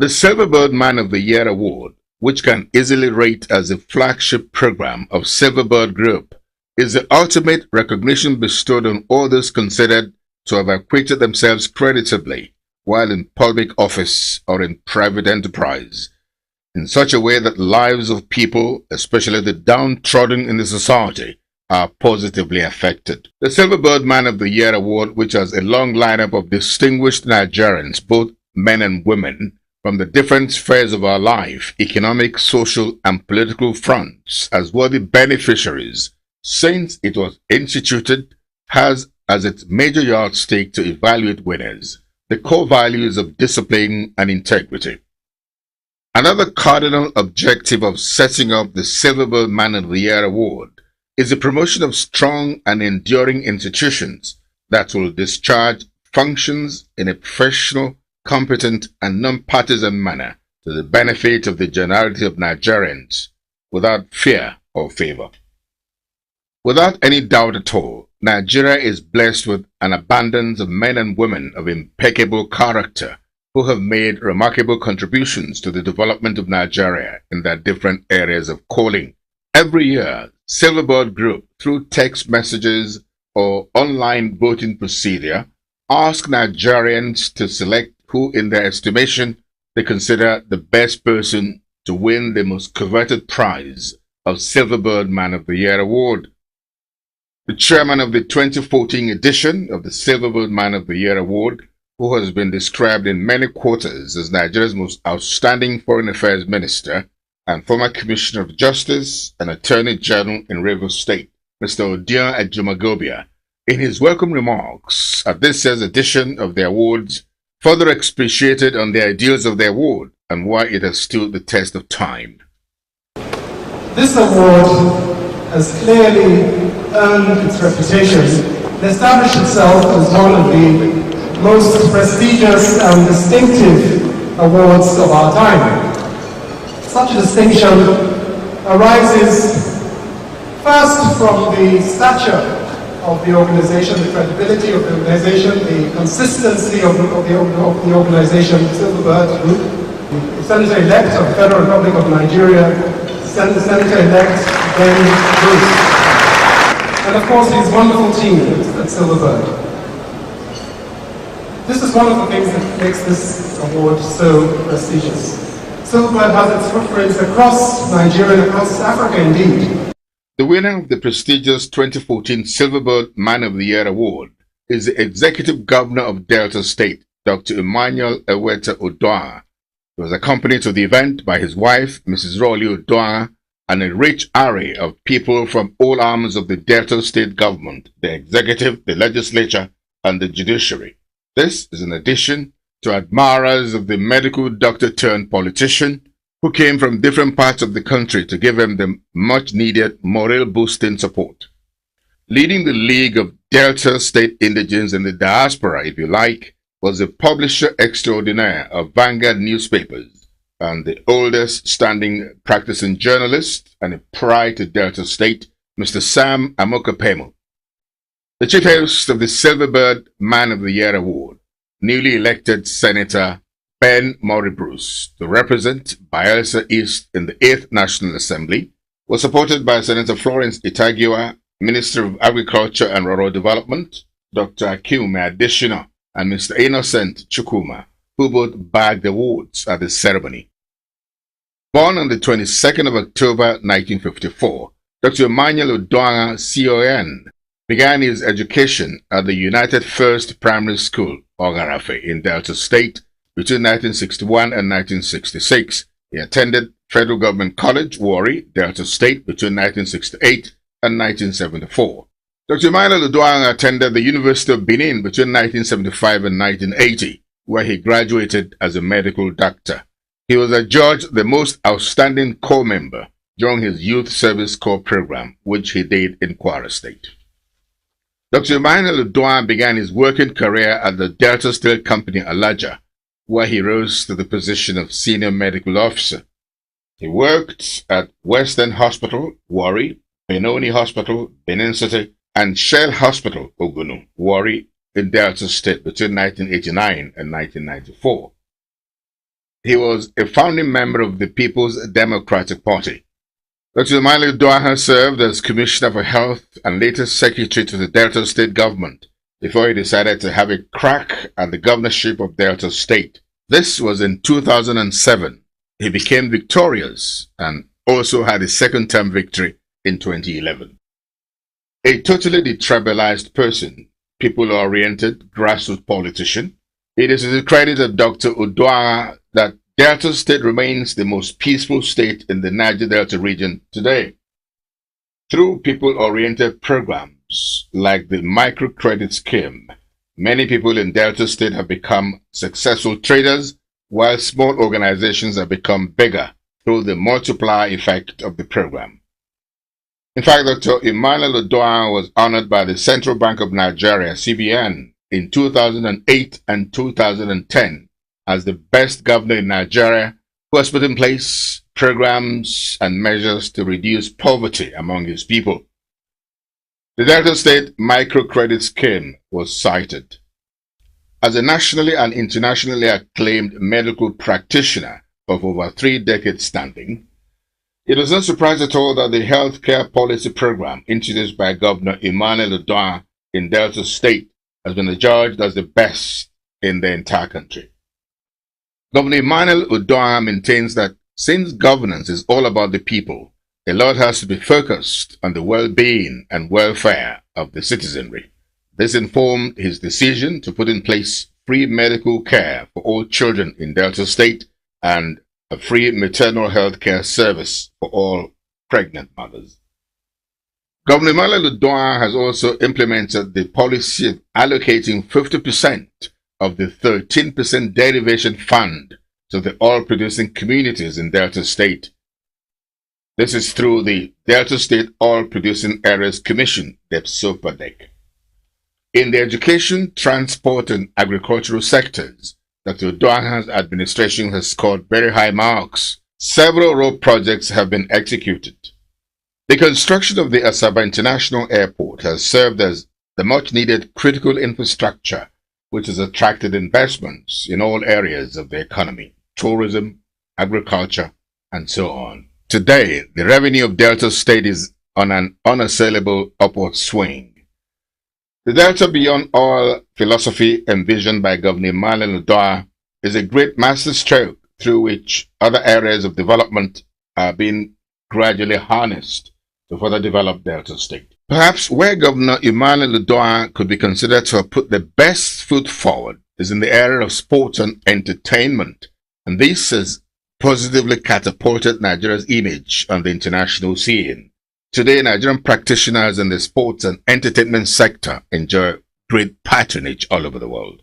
As the Honorable Commissioner for Information and Strategy, Delta State, Barrister Chikioge always says, Dr. Emmanuel Udoha has indeed finished strong in rendering 8-year selfless service to the people of Delta State, and posterity will judge him kindly for this.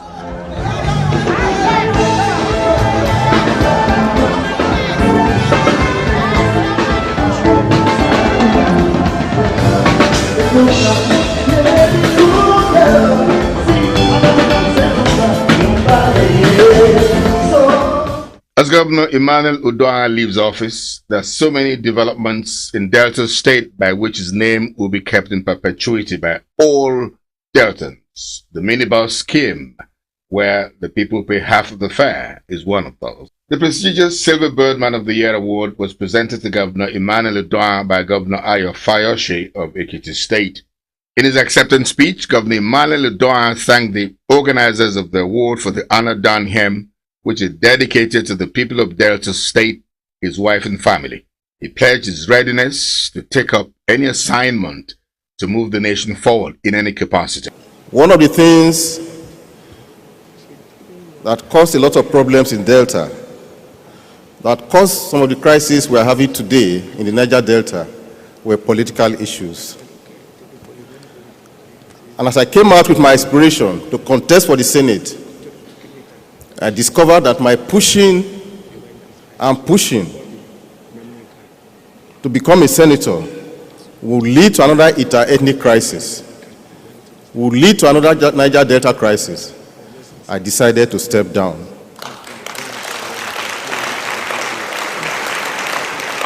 It was a great personal sacrifice, family sacrifice, ethnic sacrifice, political sacrifice. But for me, nothing is too much to sacrifice for peace. And if there's anything I can dedicate this award to tonight, it's for the peaceful coexistence of all the ethnic groups in Delta State. To thank them that when I came in 2007, we had a lot of distrust, we had a lot of challenges amongst the various ethnic groups. But today, as I leave, we have a more peaceful Delta State, a state in which the various ethnic nationalities are no longer at each other's throat.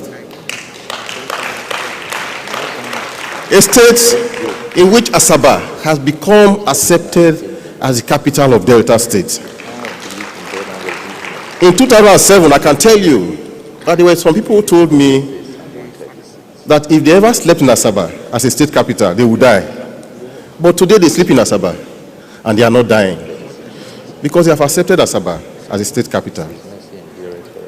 A state in which today we have a governor-elect from Delta North, and everybody has accepted him and actually voted for him. He also promised to keep faith with the People's Democratic Party. He had a word of advice for the incoming administration to run an all-inclusive administration and avoid the mistake of marginalizing any area of the country. Governor Emmanuel Udoha said his decision to step down his ambition to run for the Senate position to represent his people was to see that peace reigns in his community.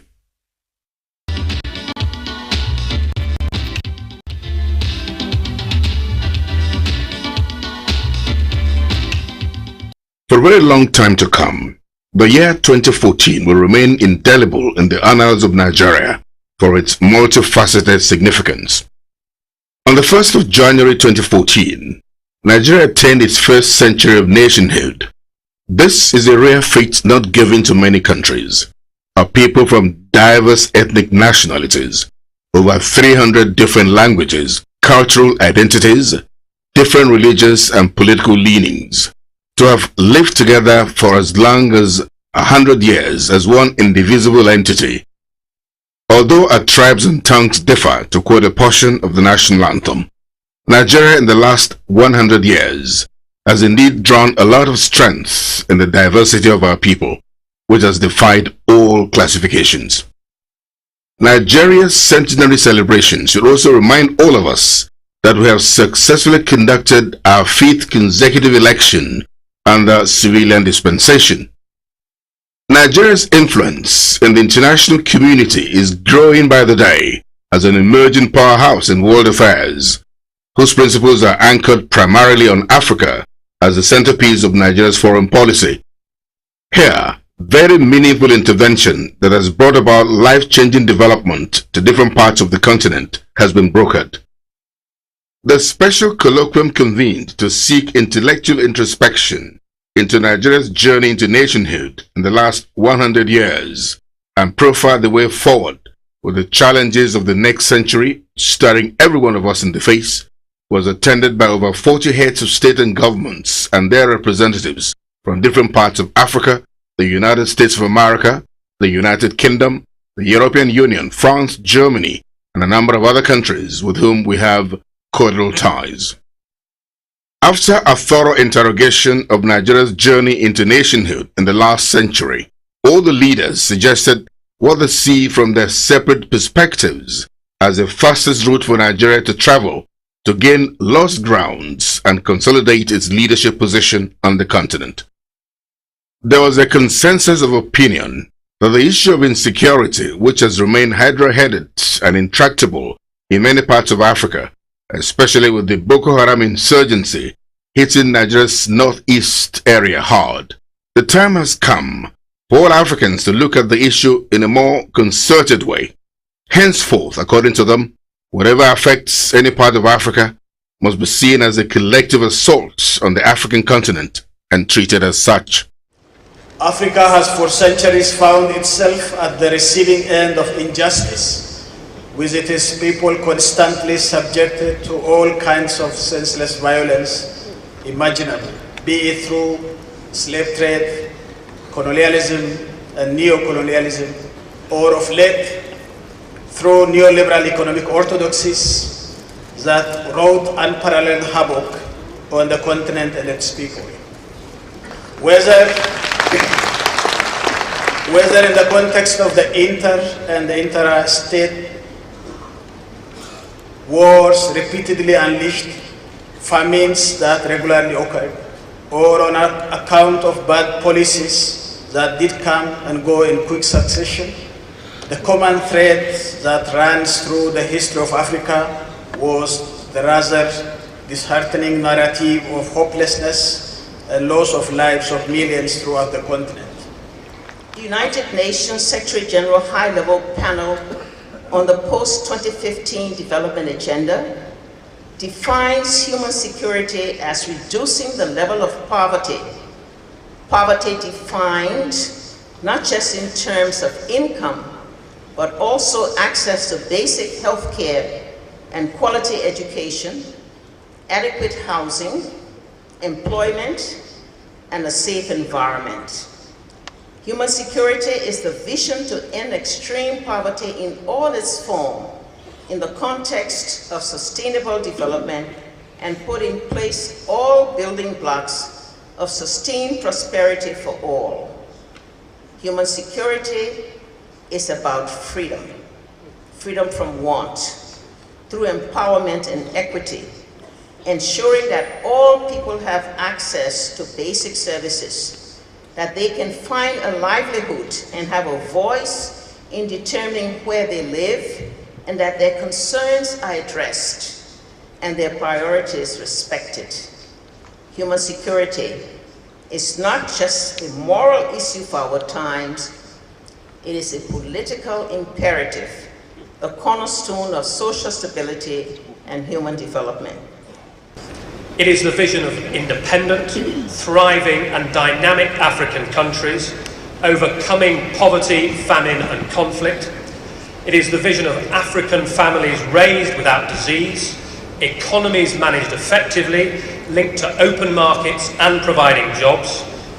It is the vision of African states governed with the consent and participation of their people, and fundamental rights protected for everyone, regardless of your gender, regardless of your ethnicity, belief, disability, or sexuality. Whether it is in the high-tech hubs of Lagos and Nairobi, or the scientific innovation in South Africa, energy and ambition can be found everywhere in Africa.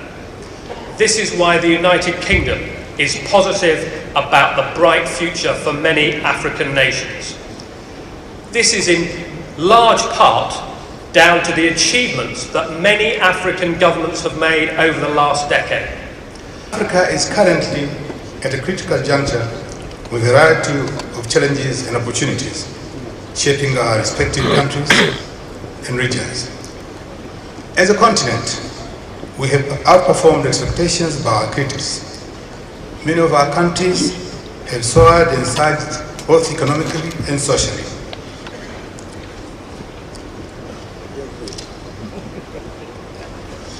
Yet, to all intents and purposes, despite the positive growth story we have achieved as a continent, Africa, and in particular the African people, are still faced with difficult times in the context of human security. Human security is a relatively new term in the realm of international discourse, but it is something we are all familiar with and understanding. It is a concept as defined as the security of human lives outside the traditional state-centered thinking of security, though it remains as the central objective of national and international security trajectories. Security, ladies and gentlemen, is no longer just about protecting territories, but protecting individuals. As the late Mahmoud al-Haq aptly put it, security of all the people, everywhere, in their homes, in their jobs, in their streets, in their communities, in their environment. It was during these celebrations in Addis Ababa that I proposed a decade of peace and reconciliation in Africa, and my government continues to advocate for this position because there cannot be any lasting peace in Africa if we do not reconcile our differences in a peaceful and harmonious manner. I am happy to note that the authority of heads of state and government of the AU have adopted this proposal for a decade of reconciliation. Therefore, it is indeed fitting that Nigeria has chosen such an apt theme as human security, peace and development for this summit. I take particular note of the fact that the sub-theme of security is qualified with the human element, because in a world that seems to be confused in its priorities, with some prioritizing the security and welfare of animals over that of human beings, it is about time that we as Africans set our priorities right. Human security cannot be attained if we do not go back to basics and reconnecting with our cultural and religious values.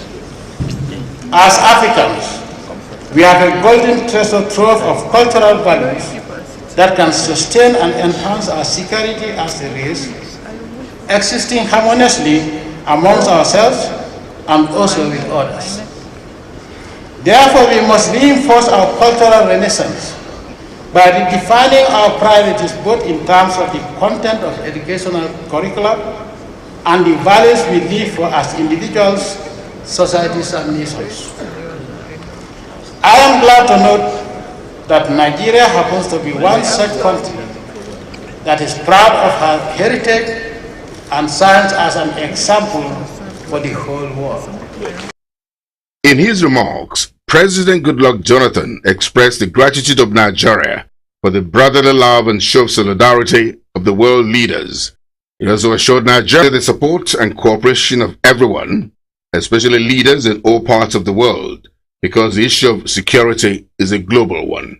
Your Excellencies, we must strengthen existing mechanisms for national and international conflict management and create new avenues for cooperation within and between. If you see mommy water,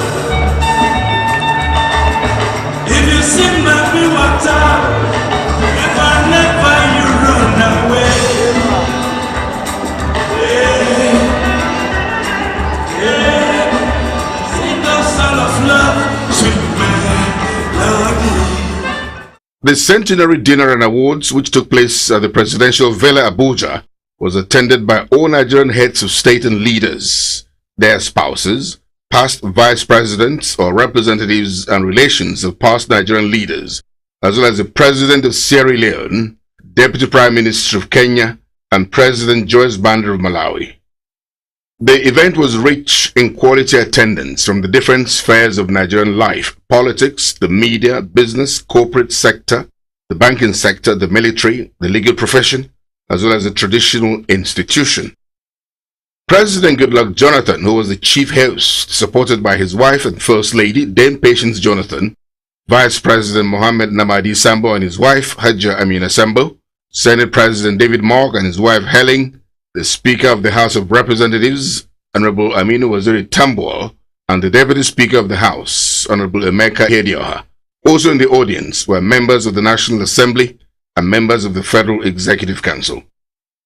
The night began with a very exciting performance by children from different parts of the country who tried to depict the true essence of Nigeria's strength in diversity. The very brilliant students assured Nigerians that if it took the advanced countries of the world like the United States, Europe, and the likes centuries to get to where they are today, we should not give up on our country, because there's hope that with the huge potentials deposited in our land and the limitless opportunities that abound everywhere, Nigeria will emerge the country to watch on the threshold of a new century. You see, in the developed countries, hey, Mr. Developed Country, hold it there. This is Nigeria and not one of your so-called countries. See, Mr. Know It All, this is Nigeria, and we're just 100 years old. We're growing, we're developing, and we will get there. So stop comparing us to any other nation. The fast-rising female singer, Waje, the pride of Nigeria's Niger Delta, and Timida Kolo, Bayelsa State and Nigeria's pride in contemporary music, also did a special duet to further give vent to the fact that Nigeria is the next destination and the place to look at for leadership in the African continent. Many people, different tribes, and different tongues, we're united in a strengthened resolve to uphold the high point of this Centenary Dinner and Awards was the special awards, which began with former Nigerian heads of state and past leaders. It was followed by captains of industry who have impacted the country and its citizens in many positive ways, especially through creation of employment opportunities. Africa's richest man, Alhaji Aliko Dangote and Dr. Mike Adenuga Jr. led the way.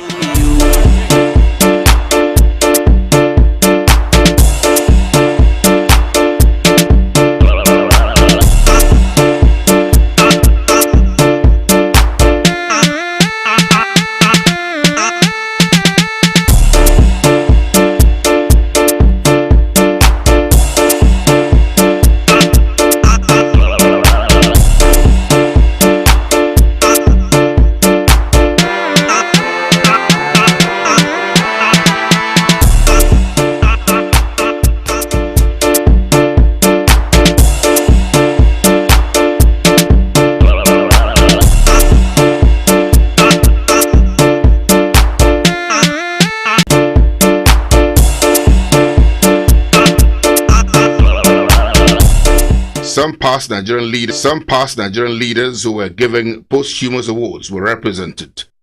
Other Nigerians who have made a distinct mark in their different endeavors were also honored. Law, politics, the military, creative enterprise. We had Olu Jacobs, the doyen of the Nigerian film industry, who has successfully straddled the European and Nigerian theater industry, and Patience Ozokwo, alias Mama G. They were honored.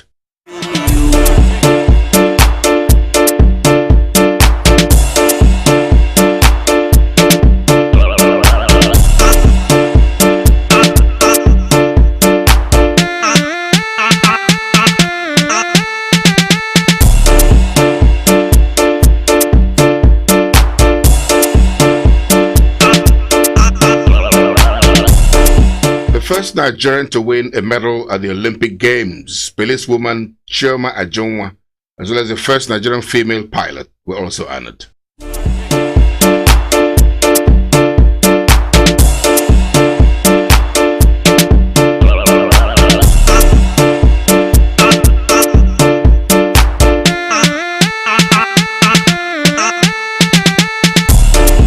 Awards such as the one given to mark the centenary anniversary of Nigeria will constantly remind all of us that the labor of our heroes past should never be in vain.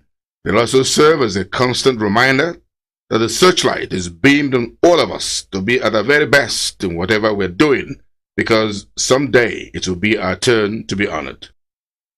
Activities lined up to celebrate the attainment of Nigeria's centenary anniversary were rounded off with a church service that took place at the National Worship Center, Abuja. In attendance at the service were President Goodluck Jonathan and his wife, the First Lady, Dame Patience Jonathan, Senate President David Mark and wife Helen, Deputy Speaker, House of Representatives, Honorable Emeka Ihedioha, former heads of state, General Yakubu Gowon and Chief Ernest Shoneko, to Tony Aneni, PDP Chairman, Board of Trustees, members of the National Assembly, ministers, governors, and other top government functionaries also graced the event. The Chief of Defense Staff, Air Marshal Alex Bade, Chief of Air Staff, Air Vice Marshal Adeshola Amusu, as well as clergymen from different Christian denominations were also in attendance at the service. Different choir groups performed at the event before the sermon was preached by Reverend Sunday Olamakinde, the immediate past prelate of the Methodist Church of Nigeria.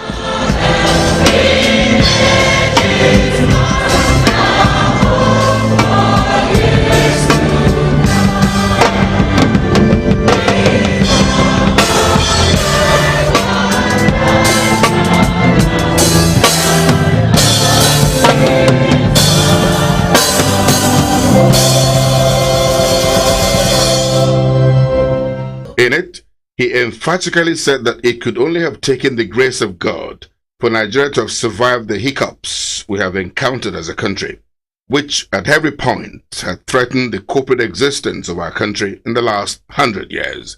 He submitted that there's indeed a better tomorrow awaiting Nigeria as we march with hope into a brand new century. Reverend Olamakinde said that all Nigerians must rise up to support the government and the security agencies to fight the Boko Haram insurgency to a standstill. We need to sit down as Nigerians with our different diversities and talk and agree on a common goal, common values, common interests. We don't have common values for Nigeria. We don't have common interests for Nigeria. We don't have the same goal for Nigeria. And people say to judge is better than to war. We are going to war. It has not solved our problems. And let me tell you, I'm not praying for any other civil war in Nigeria. Bishop David Oyedepo and other men of God from different Christian denominations took part in intercessory prayers for the president, the judiciary, the legislature, the executive, and other arms of the Nigerian government. The killings that go on day and night, the kidnappings in the south, the robberies all across the nation. Before our eyes, we will cease as the dream of the night. Nigeria shall not crash. The Nigerian protest shall not fail. The future of our children shall be preserved. In President Goodluck Jonathan's remarks at the church service, he once again congratulated all Nigerians on the occasion of our centenary celebrations, reiterating the fact that we all have every reason to celebrate 100 years in the life of our country as we look forward with great expectations to a better future in the new century. He advised Nigerians to endeavor to harness all the opportunities that abound in our country so that we can take our rightful place in the Committee of World Affairs.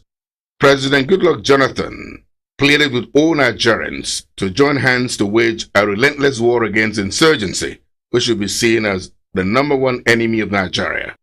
President Goodluck Jonathan wished everyone a happy centenary anniversary. As we round up our centenary celebration, I have only one appeal to make to all Nigerians, all of us. A few days ago, all our leaders gathered and the nation honors them for their labor of love. I see a new Nigeria filled with love. I see a new Nigeria with great determination. I see a new Nigeria with passion. I appeal to all of us to show love more than ever before to one another, regardless of tribe, religion, or race. Let us show love, even when it hurts most. For our lives will be more fulfilled, giving love to others.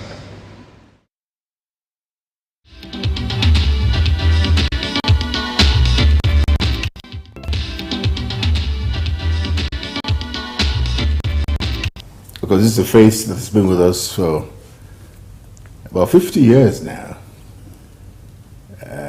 The face that brought hope to the blacks.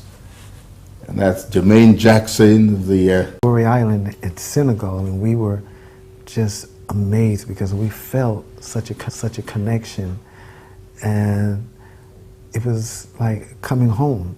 And we saw things that we didn't read accurately in the history books at home, but we felt good. We felt at home. There was a great celebration, and we didn't want to leave. But then, since then, we came back and we made other trips to other parts of Africa, and it has been a connection with us ever since. Fantastic. Now here you are again, after so many years that you have been out of touch. I'm sure you must have been keeping touch with us in very many ways, but now you're here physically. What has brought you here this time around? What has brought me here is it's been 50 years for us, and it's 50 years for Lagos to be recognized as a state. And with that being said, 50-50 equals 100. So there's going to be a lot of 100% of success and good things. We plan to do a concert and a tour, a 50th anniversary African tour for the continent of Africa.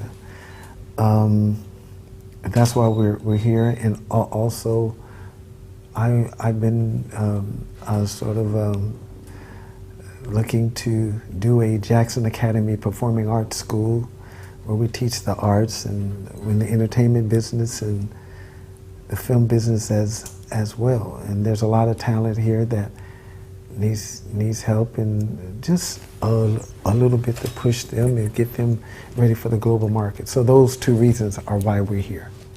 Fantastic. And how far have you gone so far?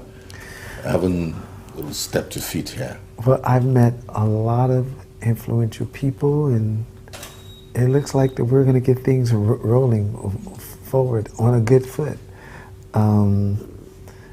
It's so much to do here. It's so much history. And I guess our presence here is just going to continue the inspiration and the influence.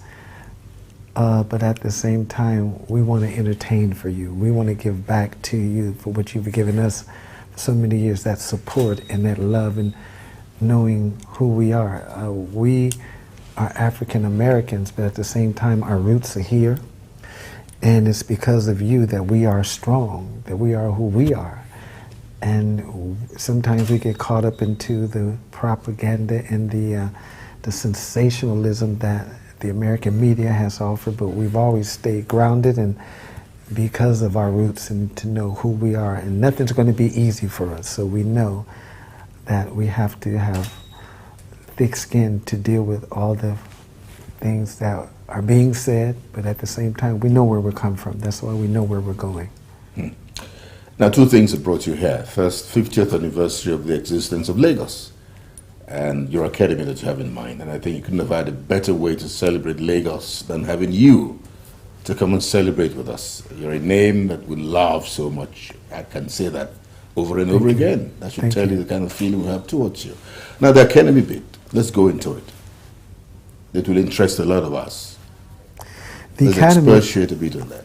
The Jackson Academy Performing Arts School will be an institution where we will bring top professors and teachers over in their field of music and directing, producing, lighting, song, dance, to teach and to inspire and to give talks, to sort of give the talent that you have here hope. And because it's just that there's so much talent here, and with the right direction and the right push, I think you can turn out a lot of great talent for the world. We had help when we started, so I think it's important to sort of give back.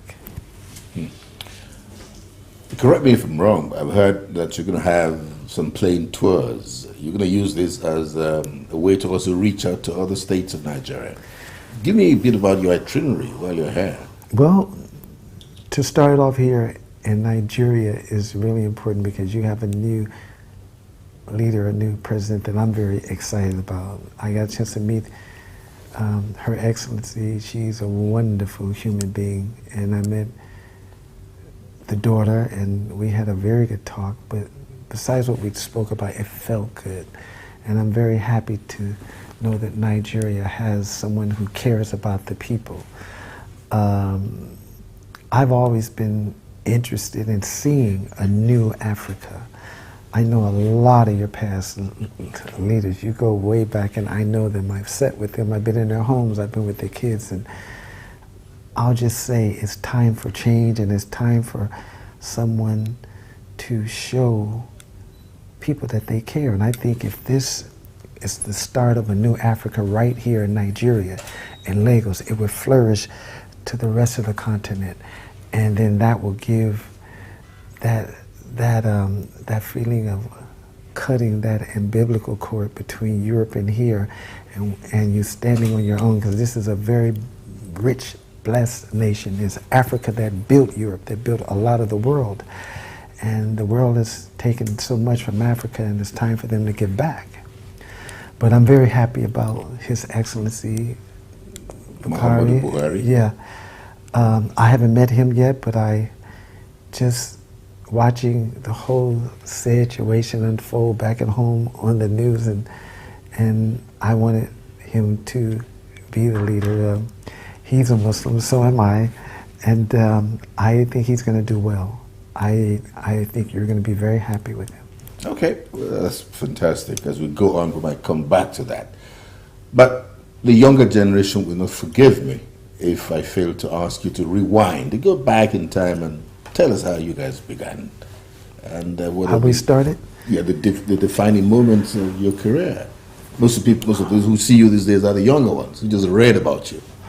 Well, we started, my father was a musician, and he had a guitar, and he would tell my mother, he would say, "Kate, when I leave home, I don't want those boys playing my guitar." And so, like, kids, you don't tell kids that because they're going to do it anyway. So Tito, my brother Tito, went in my father's closet and got his guitar, and he was playing it for at least a good 6 months. And my mother would say, "Honey, your dad's going to be home in about 15 minutes. You better put that guitar up." So, right close to my father get home, Tito would put the guitar up. One day he broke a string on the guitar, and I said, wow, we were all afraid. And my father picked up his guitar, he saw his string broken, and he said, "Who's been playing my guitar?" And Tito said, "I have." And so he was going to get a spanking, but then Tito said, "Let me show you what I know how to play." So he started playing some Motown music, and we started singing and getting involved, and that's how it happened. But it was just me, Tito, and Jackie, and we wanted to be like the Isley Brothers, because there were 3 of them and 3 of us. And during that time, Michael and Marlon were too little. They were running around in the room playing with cars and stuff, begging to be in the group, and we said, "No, you're too young." Then all of a sudden, Michael started doing the James Brown and dancing and things, and so we finally let him in the band, and that's how we became the Jackson 5. Another thing that will excite us, we Africans, Nigerians particularly, is that when you guys came on the scene, before you came on the scene, there was this demarcation, this dichotomy between the blacks and the whites. But you guys broke it. How did you do it? Well, we never felt that there was a competition because we didn't look at somebody else's competition. We just knew that we were going to go out there and shut it down. And when you know you're the best and you had the right training and you prepare, preparation is everything. There's nothing you can't do. And we were raised to admire James Brown and Temptations, Joe Tex, Smokey Robinson, The Miracles, just Sam Cooke, some of the greatest. And so having that, growing up and wanting to be like these people, even Ray Charles, when we got on that stage, we never lost a contest. And we always mesmerized the people because we put the hard work into it. And that's a lesson to be taught. It is like my father, when we were very young, he would teach us this mind thing of just see it in your mind, think it, believe it, make it happen. And that's what he would do to us, and we never understood that. He said, visualize it, you can see it, you can do it. And so when we came out to California, my father's whole thing was to keep the family together. And I look at that as like a tree. The root of this oak tree is my mother and father, and the branches are the different brothers and sisters. And his job was to keep us together. And knowing now we're in Hollywood with the vultures, the attorneys, the lawyers, and the accountants, and the this and that. And they didn't look at the tree as a beauty for its whole. They looked at the tree for their own selfish greed to take a branch here and there. My father's whole thing was keeping us together. But I will say, we had a lot of success because we were very fortunate to hook up with Berry Gordy, who introduced us to the world. It's the Jackson 5. And there were 4 #1 records, and that's never been done before, ever. A band that's unknown to come out to have 4 #1 records, and 2 of them knocked the Beatles out of #1 spot. And then after that ran its course, the brothers were wanting to go to somewhere else, and I said no, because Motown introduced us to the world as the Jackson 5. They wanted to go on to Sony. And Sony was saying, well, we're going to make you like the Beatles. I said, but we're the Jackson 5, and we already knocked them out of the #1 spot. So they went on to Motown. I stayed, and it was a lot of questions. Well, he stayed because he was married to the boss's daughter, and that wasn't true. I stayed because I felt, I'm a very loyal person. I felt since Motown introduced us to the world as the Jackson 5, that's where I wanted to stay. And then after that, Michael, there was a situation where the play came up, The Wiz, and it came through Motown for Michael to play the Scarecrow in The Wiz. So Berry Gordy calls him and say, do you think Michael can play the Wiz? And I was so excited for him. I said yes, because Ben Vereen during the time could have played it too. And so when Michael did The Wiz, and he played the Scarecrow, that's where he met Quincy Jones, and they did Off the Wall, Thriller, and this and this. But what happened was, in the home in California, Michael never forgot, and we still never forgot what my father said. Think it, see it, believe it, make it happen. He wrote Thriller on his mirror, the most albums ever sold. He looked at that every day when he woke up, when he went to sleep. And that became a reality. To this day, it's the biggest selling album ever. Now let's take a look at the new generation musicians. You guys, when you came on, it was a different ball game altogether, but the entertainment industry has continued to evolve. Very dynamic, and I'm sure you know this.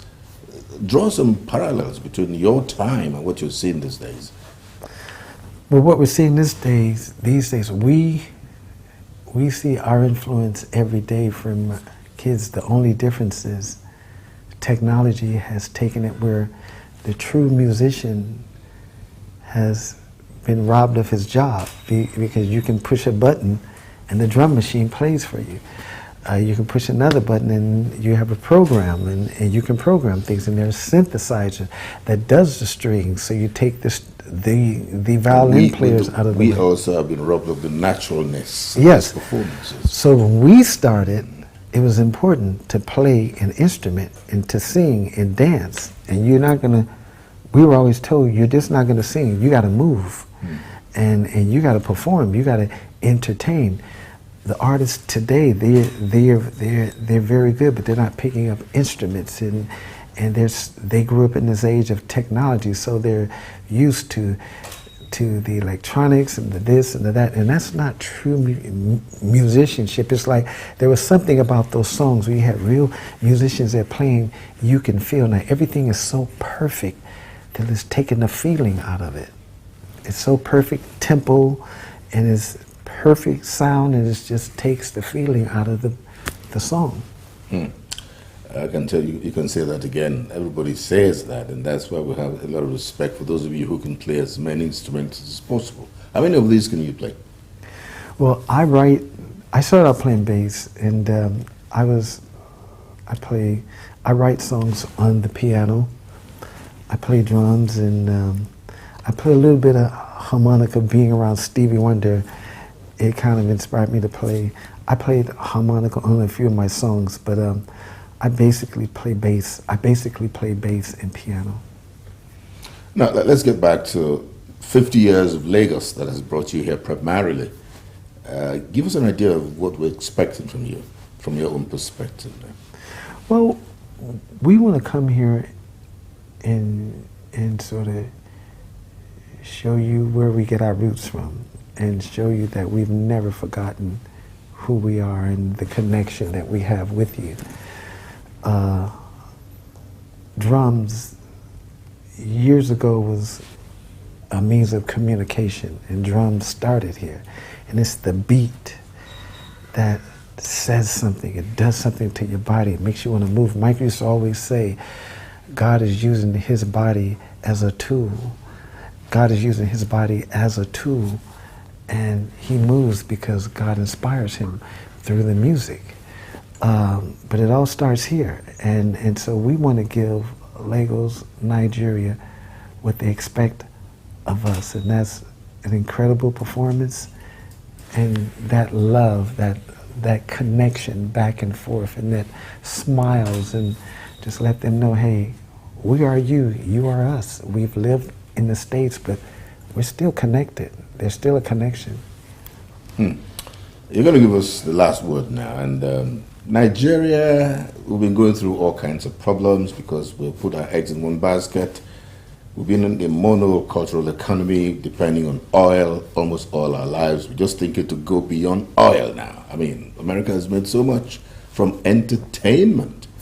Give us an idea. What kind of things do you think we should be doing, to make it big in entertainment? I mean, we can see the performances, but how can we convert that to money, which we are lacking now? I think to create a strong nation, you got to educate the people, and you got to give them the chance to be themselves and speak out. There are a lot of answers, and at the same time, there are a lot of questions that need to be answered, but I think the youth today can show you a way to peace and to prosperity. The old regime is going out, the new world is coming in. At the same time, no matter whether you're old or new, you have to have the passion in your heart to care for the people and to see a change. Greed has played a big factor in corruption, not in just Africa, in many parts of the world. And we can't lose the sense of caring for each other and knowing that there is a God and we have people. The people give you the power. You don't come in as a king. If you don't have no one to rule over, what power do you have? It's the people that give you the power. I think if you learn from your mistakes and you just get someone like a Muhammad, who I feel him, who wants to make a change, and it's not going to be easy, it's going to be hard, but at the same time, the people will feel that he cares for them. And when people feel that you care about them, they would do for you. And that's how things can be better. Well, I want to thank you very much, and leave us with this. I don't know if you want to sing us out of this. Any of your favorite songs that you think we'd like to hear ourselves before we go to the main stage, Lagos of 50. Let's make this a preamble to it. I'll just say this, with knowing how powerful Africa is, and knowing that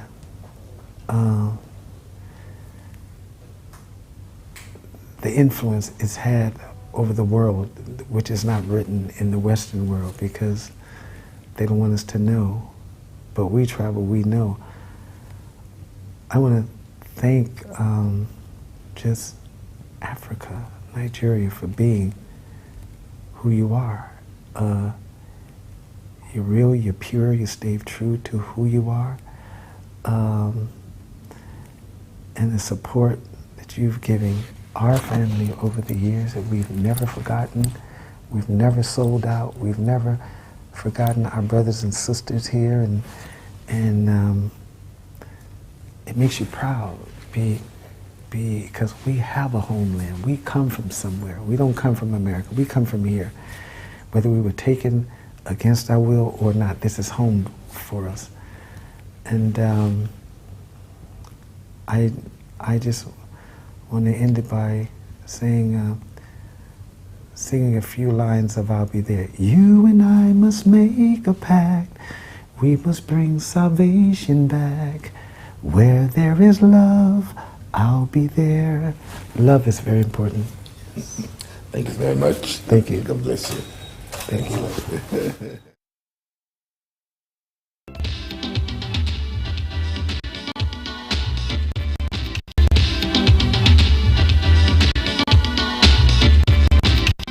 This is the BC Olatilo Show couple game segment. I'm extremely excited today because I have one of Nigeria's leading architects here who in fact helped in building Abuja. Most of the architectural masterpieces that dot the landscape of Abuja were constructed by him. Top among them being the International Conference Center and the Sofitel International Hotel. And the icing on the cake in his career would be that he won amongst 110 competitors the bid to construct the World Bank premises in Abuja there. And he is a politician of note. Distinguished ladies and gentlemen, it's my distinct honor and privilege to welcome architect Larry Tauri Coker. Well, how am I doing? I'm okay. I'm hanging in there, as they say. All right. Or as we say in Nigeria, I'm managing. You're managing director. Yes, yes. Today we'll be talking about you and your lovely wife. You've been married for so many years, blessed with 3 children, and he's married to Mrs. Olabisi Tauri Coker, who is an economics graduate, by the way, and she's on her own and a very successful businesswoman. Now, we have questions in this envelope here which we'd like to pose at you. And we'll start with you first. Thank you. We'll bring her in to answer our part of it. So, I think I'll just start with the questions. Question number 1 says, when were you announced as the Lagos State Commissioner for Housing? And when was the last most celebrated project your ministry commissioned? Thank you very much. It was in May. End of May 1999, if I remember rightly. I saw my name on the television screen. I said, His Excellency has kept his promise. And I was very happy because I didn't go into politics to get anything. I went to politics to serve. And because, as you know, God has been very kind to me and I've been kind to other people. If you remember that I first went into politics in 1990, to run for the Senate. It wasn't until 1999 that I was actually given a political appointment. So it's not that I was looking for a political appointment. If I had wanted a political appointment, I would have taken one immediately after the cancellation on June 12th, because I was asked to be a commissioner then. And I said it was too close to the June 12th debacle. So that's why I said no to politics for 6 years. I mean, for 5 years. Although I was involved with NADECO and the June 12th fight, very much so, as you know, with Chief Abiola. The most celebrated, well, I would say that the most celebrated project I think we've achieved, you said the last most celebrated project, I would say, with respect, I would say it's the Abraham Adesanya estate on the Lekki Expressway. It was an abandoned site. It was formerly called Jubilee. It was overgrown with trees, snakes, I mean, it was just a disgrace. I mean, and as His Excellency said, look, this is public money which has been spent, and we can't allow public money to be wasted. So we redesigned the whole thing. And instead of being 600 units or 700 units of abandoned project, we turned it into what is going to be 3,600 units of accommodation for low and medium income. And I would say that's the most celebrated because we've been able to satisfy all those people who've been waiting since 1993. You know, so that I think is an achievement. Yes. Now, second question, give us an insight into your background. Where and when were you born? Give us the names of your primary and secondary schools and universities that you attended with dates. Okay, very good. I was born on 1st November 1944. I'm a Scorpio, who, as you know, are very nice people. I went to St. Matthias School in Lagos Island. I'm from Lagos Island. I'm from Lafiaji. My family has about 4 or 5 compounds on the island. Lewis Street, I grew up in Lewis Street. We have a compound in Catholic Mission Street, Forsyth Street, Ajela Street, Campbell Street. So those were my main areas where I grew up. I left this country around about the age of 8 to go and join my father, who was in the United Kingdom at that time as a British civil servant. My father was a British civil servant. He wasn't British, he was Nigerian. Right? Okay, but he was a British civil servant. And I went to secondary school in England. I went to private school, Tilford School. Of course, then I went to boarding school in England. And then I did my A-levels in Kingston College. And I then sat the entrance exam to enter the oldest architectural school in the whole of the world, the Architectural Association School of Architecture. I graduated from there.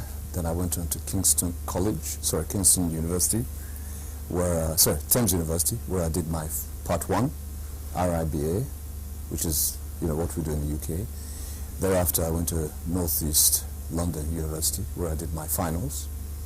And then I went to Royal Institute of British Architects for my professional examinations. And then, of course, having finished all that, and I did transportation planning and urban planning. And then I had 3-year stint at the Harvard University Graduate School of Business Administration, where I did the executive MBA program. And currently maybe I should not let people, currently I'm doing a PhD. Okay. Because I feel that knowledge is a continuous thing, it's a continuum. And with the present position I have, I feel that if you don't use your brain, it will atrophy.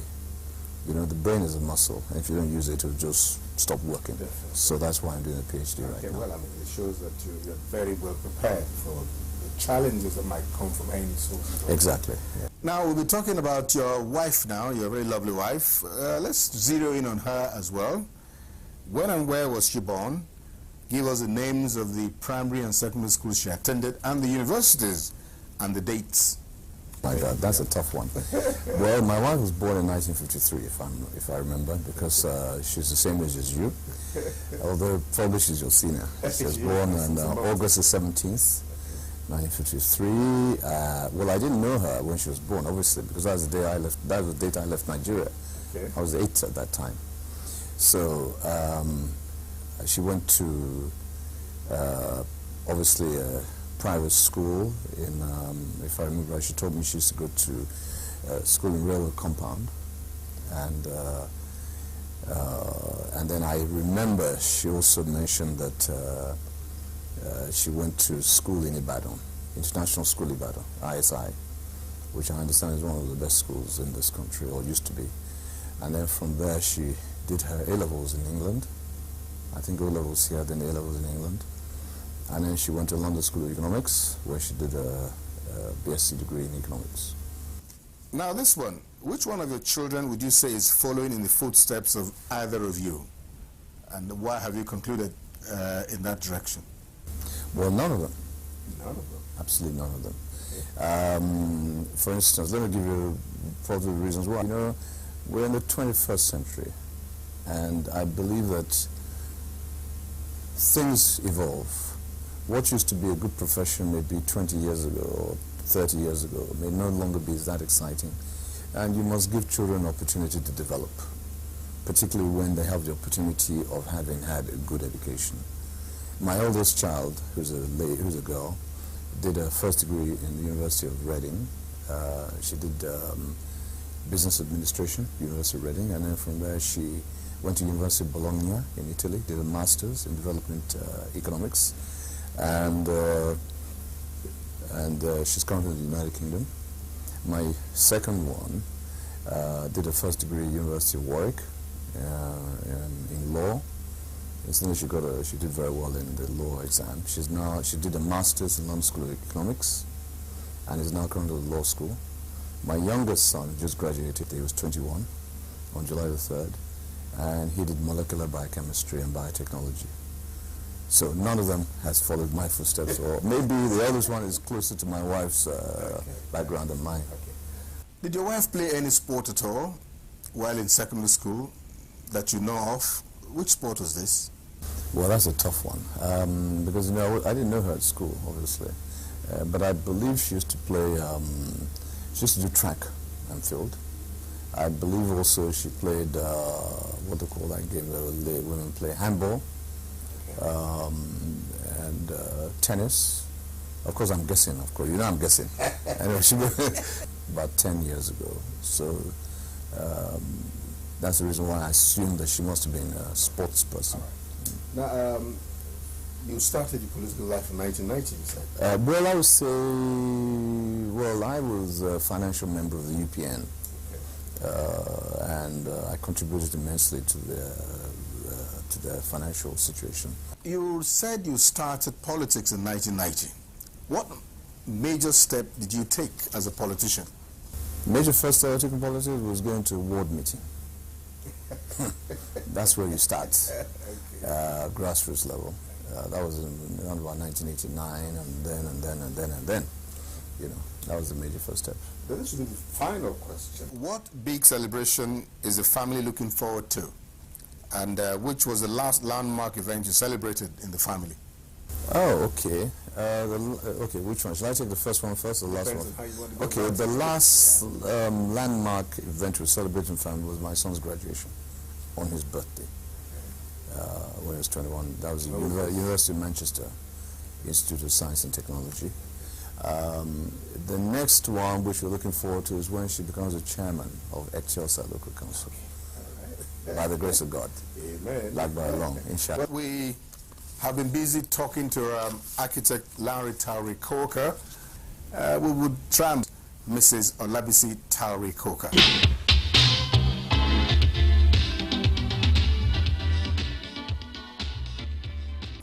Well, here comes the woman of the house.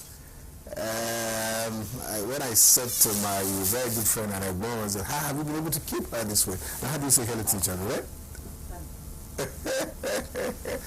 All right, that's Mrs. Olabisi Tauri Coker. Yes, and so we're ready to hit it again. I have been talking to your lovely husband, trying to ask him about questions that revolve around both of you. And in my estimation, he has acquitted himself creditably. Let me hope that you'll also give it, you'll compliment it in your own way. The first question I asked him was that I asked him when he was announced as the Lagos State Commissioner for Housing, and which in his estimation was the last most celebrated project his ministry commissioned.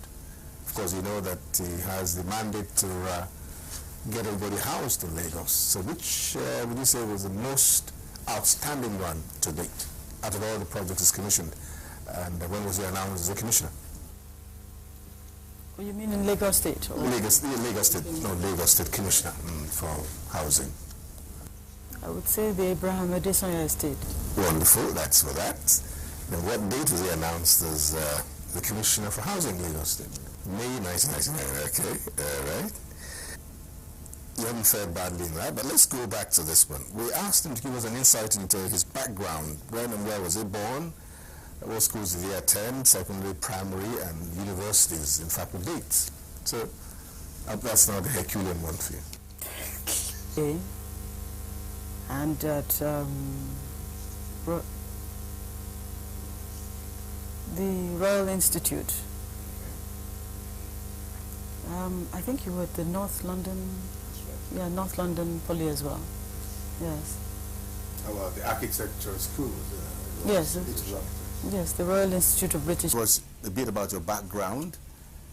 For instance, we wanted to know where you were born and where, and the schools you attended, secondary and primary, university, and the dates. I was born in Lagos, and I went to Our Lady of Apostles School and to International School, University of Ibadan, and School of St. Helens and St. Catherine's in Abingdon, England. After that, I went to the London School of Economics. Well, you tried his best there. Another question we asked him was, which of your children would you say is following in your footsteps, either of you? And why did you make such conclusions? And if there's none, let's know. Well, I don't think any of them really. Yeah. I think you shouldn't say more than that. No. Otherwise you might, because you said exactly. Yeah. Okay. Now, did you play sport in school? No. I have too many people who were in school with me who would catch me out on that one. No, I wasn't very sporty. When can you really say your husband stepped his foot on Nigerian politics? And what major landmark or major step did he take? The very first major step he took in politics. What was this? I think 1989. What I really remember is his, later on, in around 1993, going for the senatorial. Okay. Yes. 91. Okay. Was it 91? Oh, I thought it was 93. 90. Okay. Yeah. It was 93 was the election. Sorry, 92 was the election. Yeah. Oh, yes, and then the annulment was 93, yes. Because that's, and the fight began. Yeah, that's what registers in my mind, the annulment. Oh, now let's talk about you and politics. Did you just get into it, or are you getting into it because your husband is a politician? No. It's just all on your own. And what's your petty? Interested in politics after the annulment in 1993. I was a supporter of Chief MKO Abiola, and I was one of the people in England who was involved with the struggle to bring him back to power, or bring him to power. Okay. I think that needs to be added. Okay. I did some things in that area. And what would you advise the average woman who aspires to be a politician? What would advise her to do? We need to get involved because we are the majority of the voters. We're the ones who keep on bringing the men in, and we can contribute a lot. So instead of voting, going out there, being the ones convincing the men to vote for other men, we should go out there and start convincing everybody to vote for women, because we too can make a difference. And in fact, I think we can do much better than men, given the chance.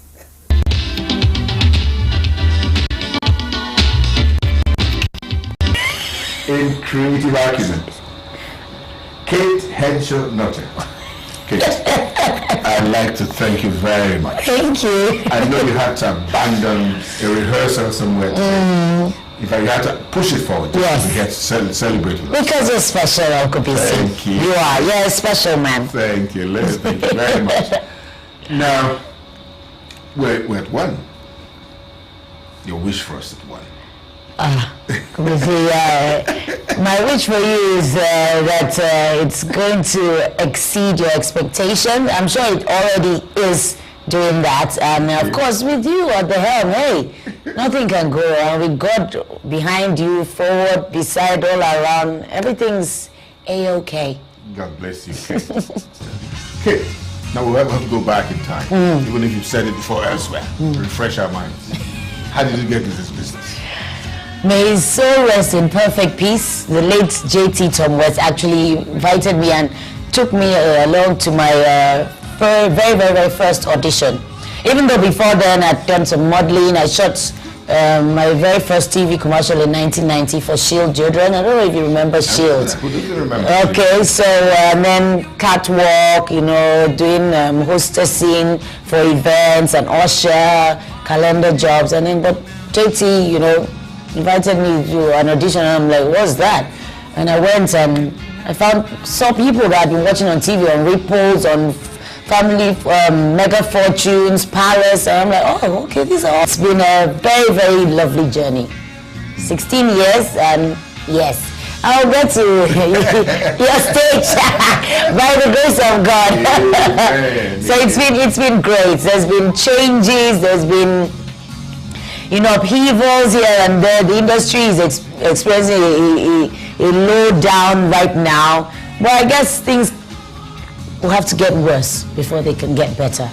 So that's my thinking. That's the positive outlook I want to give it. We really need to up the ante, improve on technical. I'm happy that some of our films are even being shown in the cinema now, you know, produced by our own people. That shows that we are, before you wouldn't see Hollywood films in the cinema. Silverbird would show it. Nobody would show it, but they're insisting on quality. We're giving them that, and people are actually paying money to watch before it even comes out on the video CD, which is another way of making money, so that somebody somewhere will not tell you that I only sold 10,000 copies in a country of how many millions. It's not possible. Well, and that brings me to that, the kind of running battle going on between film producers, directors, and the marketers. Where's the missing link? The missing link is the marketers, with all good intention, have the money, yes. Now, when you have the money, you should, yes, put it in a place where it's going to make you returns, but not when you have the money, you pick the cast, you pick the crew, you do the selling, you make the profit, everything is you. There's no real division of labor, so to speak. And that affects professionals. Oh, of course. Because they wouldn't know the right people to put. No, they put their family members. It's like you now, Uncle Busy, you carry your wife to put in front of the TV. You know, but that's the stage we're at now.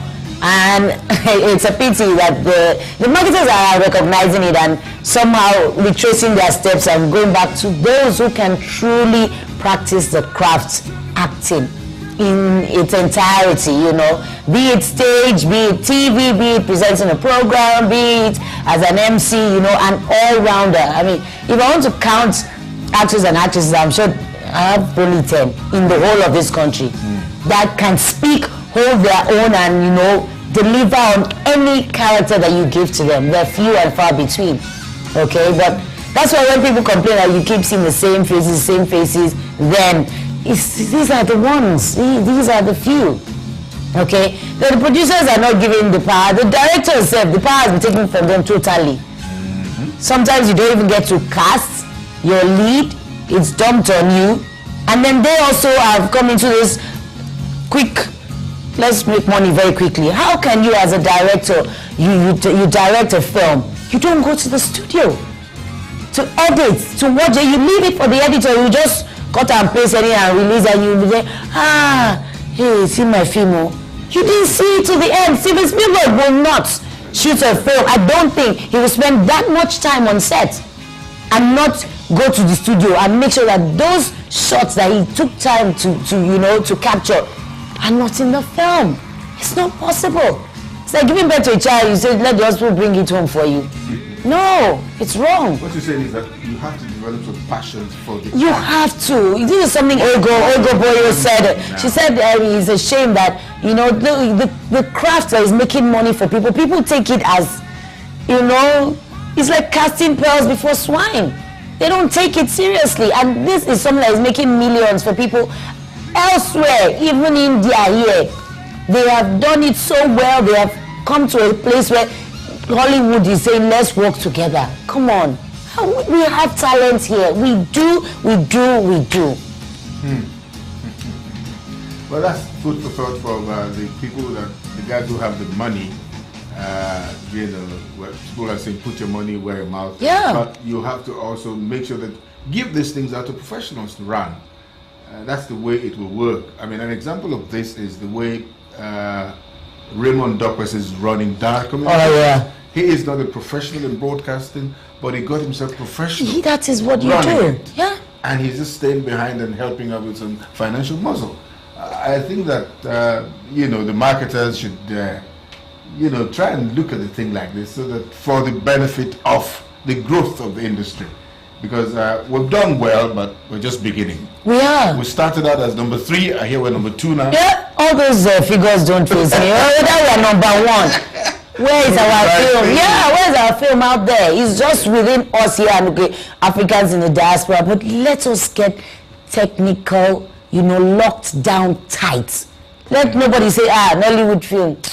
Those your film that have juju, there's blood, there's it. No, I mean, I want to watch a Nollywood film and not be able to know what happens in the end.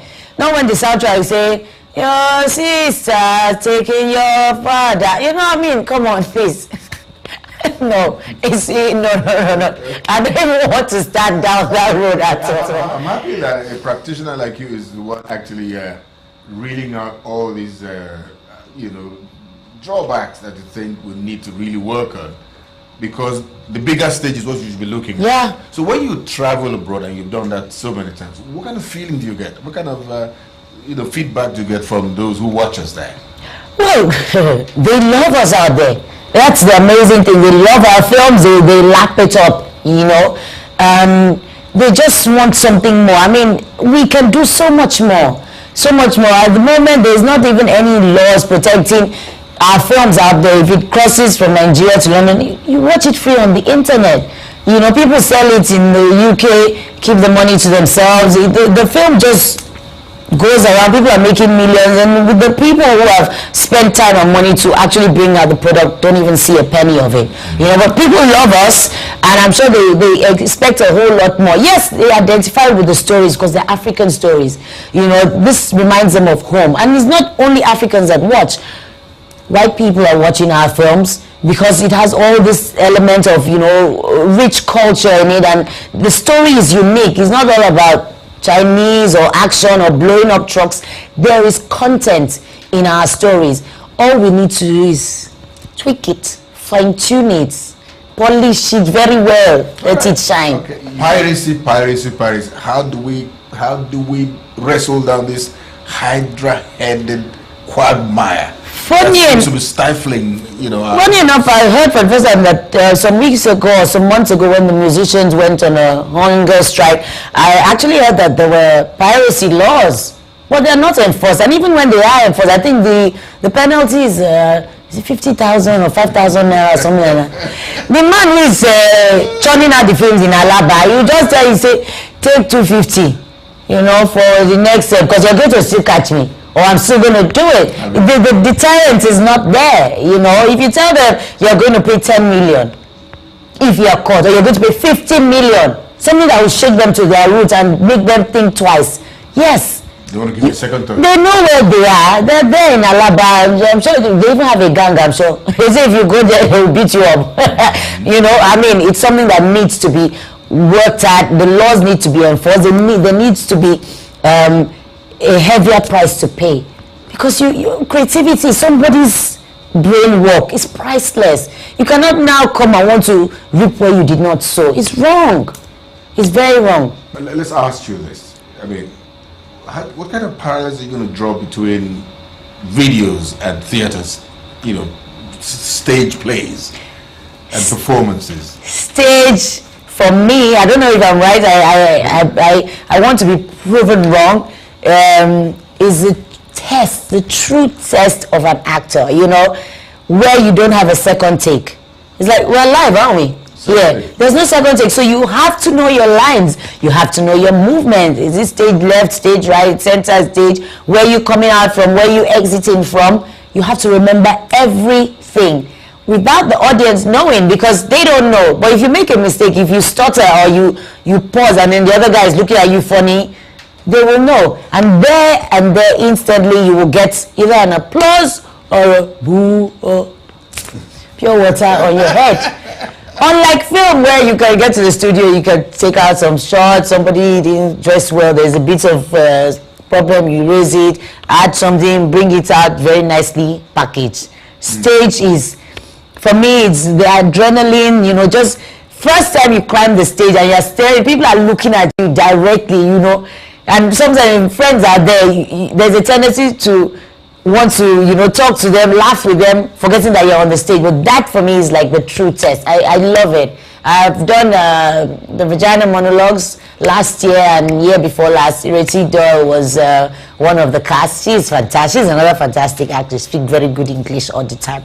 I've done the other side with Wale Oguntoku, Not Maaduni with Amechi Obi, few other stage plays, and I just love it. I do. Fantastic. Now, what would be the next level for Kate? Are you going to? To God be the glory. No, I'm not singing, please, Uncle Busy. I'm not going to release any album unless Quincy Jones is going to produce me or Cobhams. Yes, I will sing for them. But I know they will. Yeah, Cobhams. Yes, our own Cobhams. Yeah, it will make my voice very melodious and nice. Take away your comfort. Take away your ice blocks. I'm not using again. This is not fair, Eric. This is not fair. The way you treat me in this house is very unfair. I'm doing my best to be a good wife for you. God knows I'm doing my best. Well, your best is not just good enough. And next time when you want to serve me cold food for dinner, just bring it in an ice bucket. In that way, I will know from the start that I'm eating ice blocks for dinner.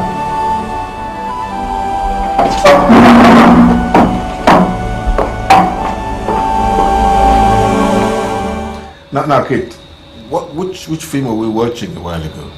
Oh, we're watching just now. Yeah. One Life. It's called One Life, and it's about spousal abuse. Spouse being the woman in this stage, and the husband was beating her and giving her hell, and you know what he used to call her? Oh boy. Now, your final word to your billions. To my fans, for all your prayers, your supports, your words of encouragement, you know, looking out for me, and you know, just always having a kind word to say, be it the people that I meet on the road, in the aircraft, wherever it is. God bless you all. With all that I have, I wish much more blessing for you all and your family. Thank you so much. I really appreciate you all. Thank you very much, Kate. Thank you. Congratulations. Thank you, Uncle Keep being Bisi. yourself. Thank you.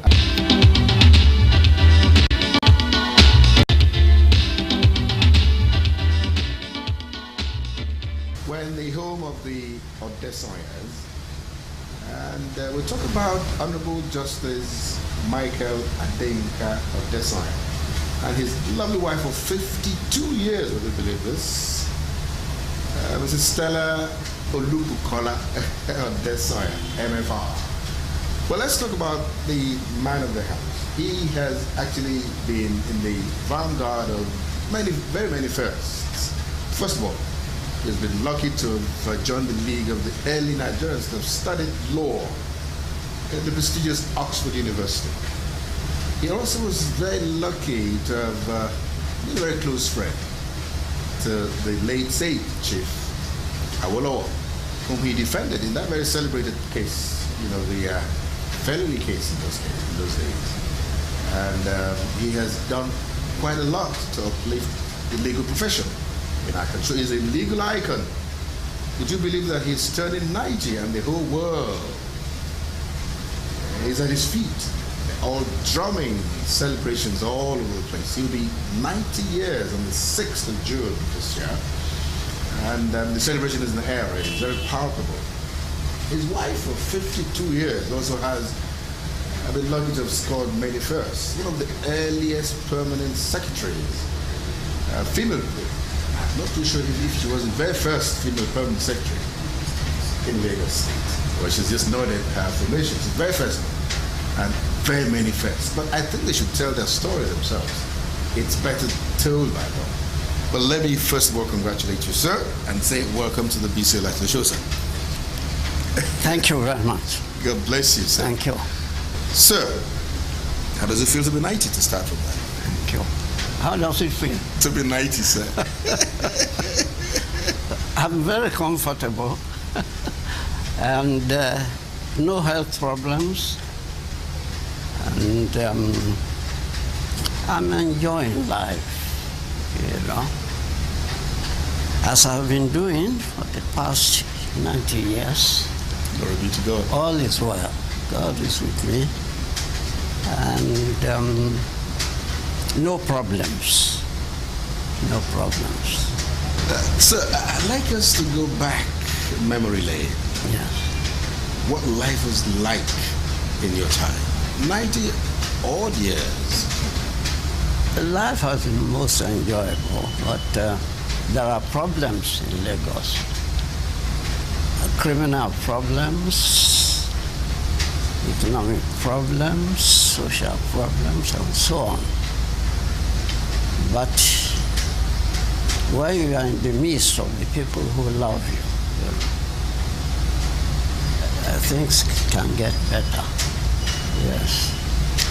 I'm sure that if our viewers had the opportunity, they would want to ask you the question surrounding that celebrated case.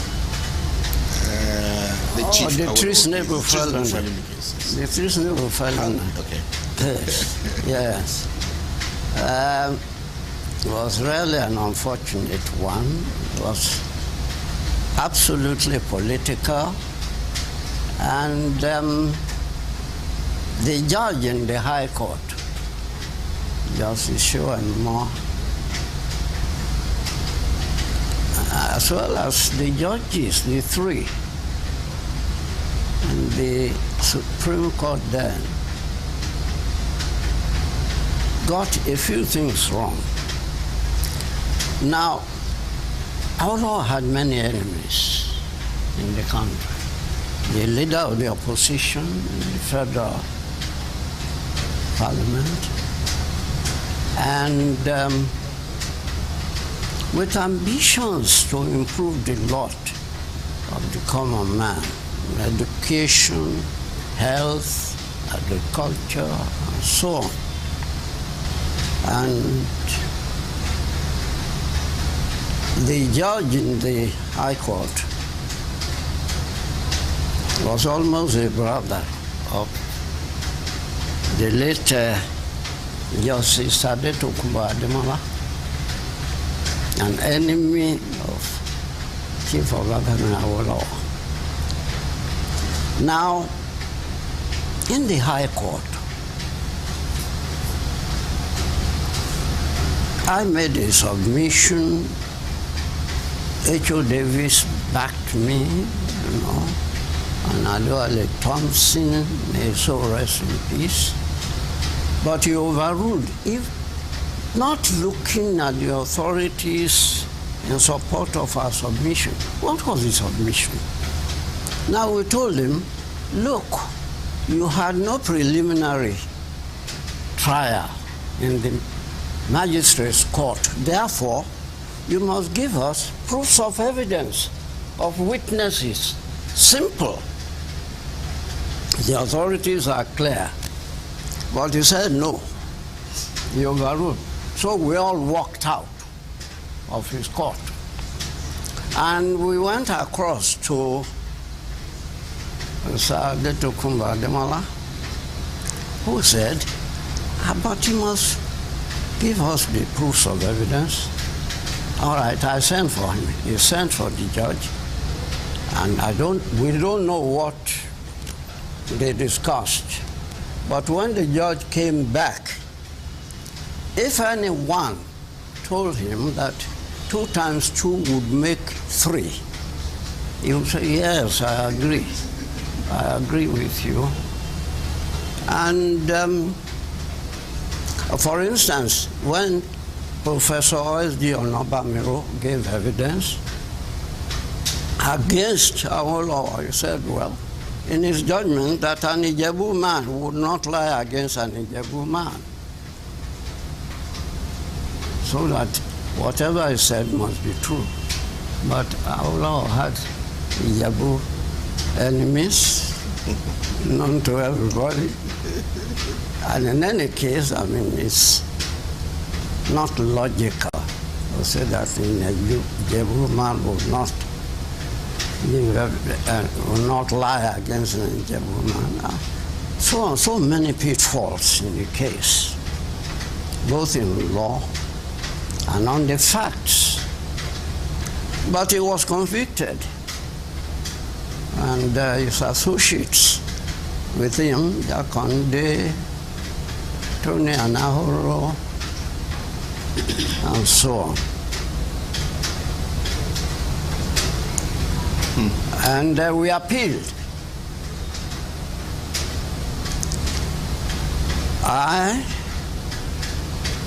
Adele Thompson, H.O. Davis had come out of the case, and the leader of the criminal bar, Victor Durand, D-U-R-A-N-D, in England, to argue the appeal of Chief Obafemi Awolowo. The three of us met, and we said, if appeals to the Privy Council were still available to us, he would not waste his time before a political judiciary in Nigeria, but he will go to the Court of Appeal, and in 5 minutes, all the appeals will be allowed. But we said, well, we stopped all that when we became independent, and for very good reasons. Our sovereignty wouldn't allow that, and so everything would end here in Nigeria. Now, dirty waters passed under the bridge, and they took our law. Wherever I went, I visited him. Calabar, yes, here in Lagos, but they took him to Lekki. And in those days, the mosquitoes were like elephants. And my brother told me, that we must not go there. And in any case, we would have to remove our trousers within a short distance from the place. Well, it would have been too much for us. So, our suffered. But I remember when we went to him in Calabar, myself, Professor Ogulesi, and Dr. Lele Odulate in Calabar. I was very sad, but he told me not to worry because the thing would end in our favor. I said, how?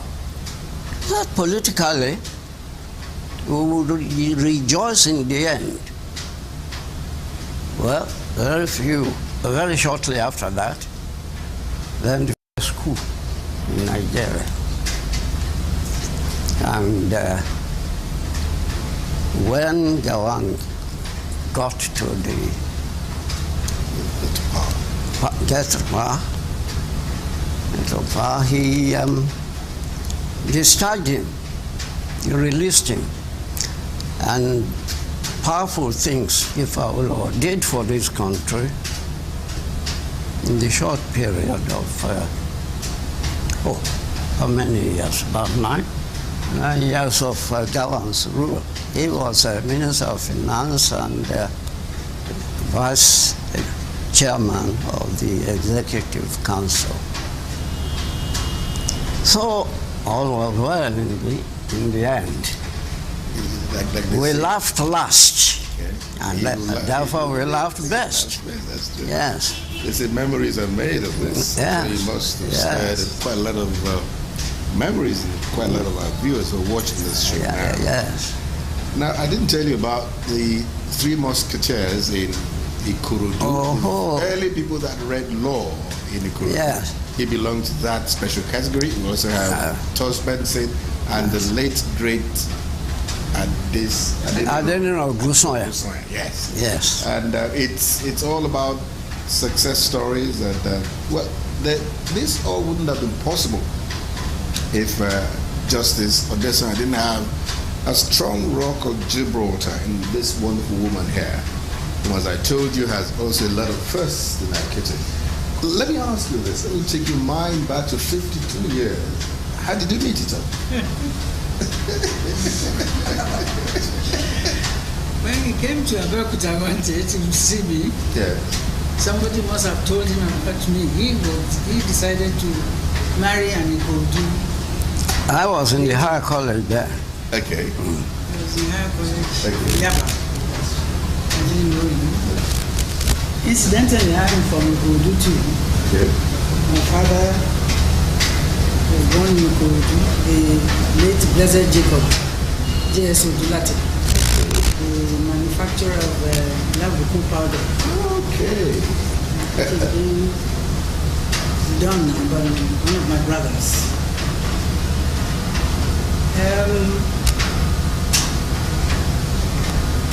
I think he had some friends, and they were talking of girls whom they can go out with and they eventually marry. And my name was mentioned to him. He was in Lagos. I was in Abeokuta. And then one day, this guy came to Abeokuta to see a cousin of mine. His name was Aliu Sholebo, who we called him Brotherhood. Apparently it was just a way of seeing me for the first time. That's how we met. We met in Abeokuta. He's heard so much and about my father was very happy because my father too had promised his God that his first would marry an Ikodu man. Because my father was born in Ikodu, but at the age of 14, he migrated to Abeokuta and he settled there, had all of us, raised all of us there, but he wanted his first daughter to marry an Ikodu man. So it was a dream come true. That's how I met him. Wonderful. 52 years ago. By the way, Madame here is 82. She doesn't look it one bit. One thing that runs in the family is strength, longevity, and good looks. All we say is responsible for all these qualities I just read. Good looks, good health. Thank you for all the compliments. But I would attribute that to the amazing grace of God. It surpasses everything. Yes. Thank God that I met him. He looked after me. We have our idiosyncrasies at times, but who doesn't have it? But he looked after me, and as some people will say, if they come back to this world again, they will marry the same man. And I mean it. If I had to come to this world again and I see him, he will be the first man of my choice. Wonderful. Now, marriage in those days, what was it like compared to what we have these days? Well, the mind one takes into a marriage matters a lot. After all, our courtship went on for some years before we got married. And because I said I loved you to her, and she said she loved me, in 1942, but we married in November 1951. So a long period, we were really satisfied that we could spend the rest of our lives with each other. No, there would be no problem. And no one ever settled any quarrel between both of us. We would talk about a problem, sleep over it if necessary, and by the morning, the way would be clear for us. It's been a most enjoyable union. Would you cast your mind back and pinpoint one particular episode that almost made you give up on the marriage? 90 odd years. So you got to really look back in time and take your time. Very critical and But I cannot remember any day that I felt like just packing my things and leaving him. I cannot. Because, well, we have problems. And who doesn't? At times you come home late. That I didn't like. When he was young, of course. But that didn't push me to say, oh, that is the end. I have a lot of stories being told about him. But my own decision is what he says that goes. It is what he says that I believe. I just hope that the younger ones are watching this program and taking a cue from this. These days, things look the other way. Well, our parents at that time, they would not think of you who haven't gone to a man's house to marry, to stay with him. You can't go back to them that you have come. You have come to where? So that might be what was how they brought me up or brought us up. So you go there, for better, for worse. It is there, you are there permanently. Sir, I'm still trying to, you have an incredible sense of capturing things. Yeah. Even 52 years ago, you're saying it as if it's at the back of, back of your finger. Now, let me try and still see if you remember some of those very little details that surrounded your marriage there. Would you like to paint a picture of what your marriage was like then? Well, we got married in England in November 1951. 2 months later, we returned home in January 1952. And why did we marry in England? Because the father was not very happy. I think he would have liked to have plenty of noise and at Abeokuta, the whole of Ikorodu going over to Abeokuta, all that, plenty of money flowing all over the place. I wanted to avoid all that. So the Jebu element in me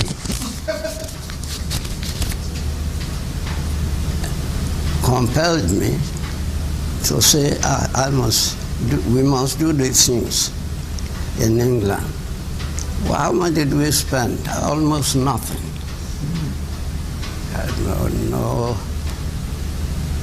No ceremonies, traditional and so on, for anybody. But when we came back, my brother arranged to do everything necessary, with the parent. She lost her mother when she was about 12 years old. So in the end, everybody was satisfied. Now we had very good children,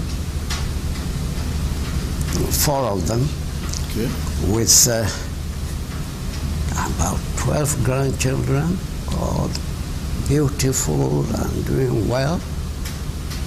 So they give us plenty of joy. The children. Isn't that lovely? Yes. The children. For instance, of the 4 children, only one is permanently resident in Lagos, and that is Mrs. Wright. The lovely yeah. And the others are abroad, 1 in America, 2 in London. But it doesn't make us feel the absence of those 2. She faces all the responsibilities, which on behalf of all the 4 of them, and all is well. And of course, the support from Mrs. Falami and from Rashid Badamonshi made things easy for everybody. That's wonderful. Now, Mark, 52 is really a long time. What are the secrets? The marriage tips? The secrets? Quite honestly, to think that you've been together for 52 years It's unbelievable. It's like saying, how do you feel when you are young, you are 80, or how are you feeling when you are 82? I don't know. I said the amazing the amazing grace of God. But I think it is give and take. We're all, as the Bible says, we're all sinners. The Bible says, what you don't consider as a sin, it's a sin in God's eye. So with that element of sin in human being is there in us, and that can make anybody say, well, look, this man is too difficult, or this lady talks too much. I'm going. It hasn't been so in our case, and we are thanking God that we are death to us part, and we are saying now that by the grace of God we still have many more years to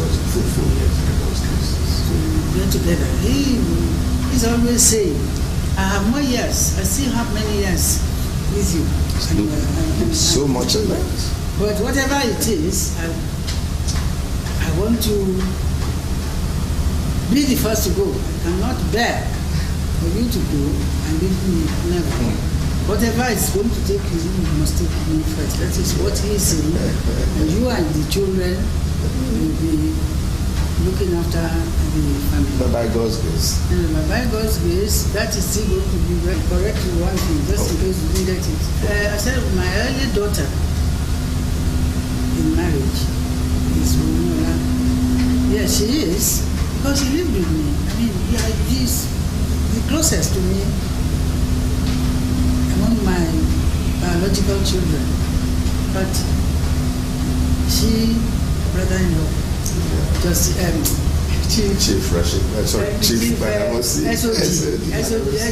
Badamosi. He loved me. He got on very well. And I got on very well with the family. And I believe that they will feel the same about you know, there are many lessons to learn from this they do, interview. Because I call any of them. Because she's talking about somebody that you would call an in-law. And is actually proudly proclaiming her as her own daughter, because there was no animosity in any way between them. These are the things that they will break marriages in some homes. So I think there are many things to take as lessons in this exercise of today. Right. Take love to marriage, to get love there. Yes. Africa and the whole world expect a lot from us. The largest country in Black Africa. Everybody. When they talk of Nigeria, everyone wants to visit the country to see God's miracle in Nigeria. But then they get here, they get disillusioned. And now I think let's prefer the way forward, and that will be the last. Yes, we pray to God for that. All of us are praying. Because although God helps those who help themselves, but we are all praying for peace in our time. I don't know how many more years I've got, but I want to enjoy those years with my children and grandchildren. We'll enjoy them. Yes. Mom, so what do you wish him at 90? I wish him longer life. It's long already, but much longer life. I wish him very good health. He has very good health. I envy him for that, and I thank God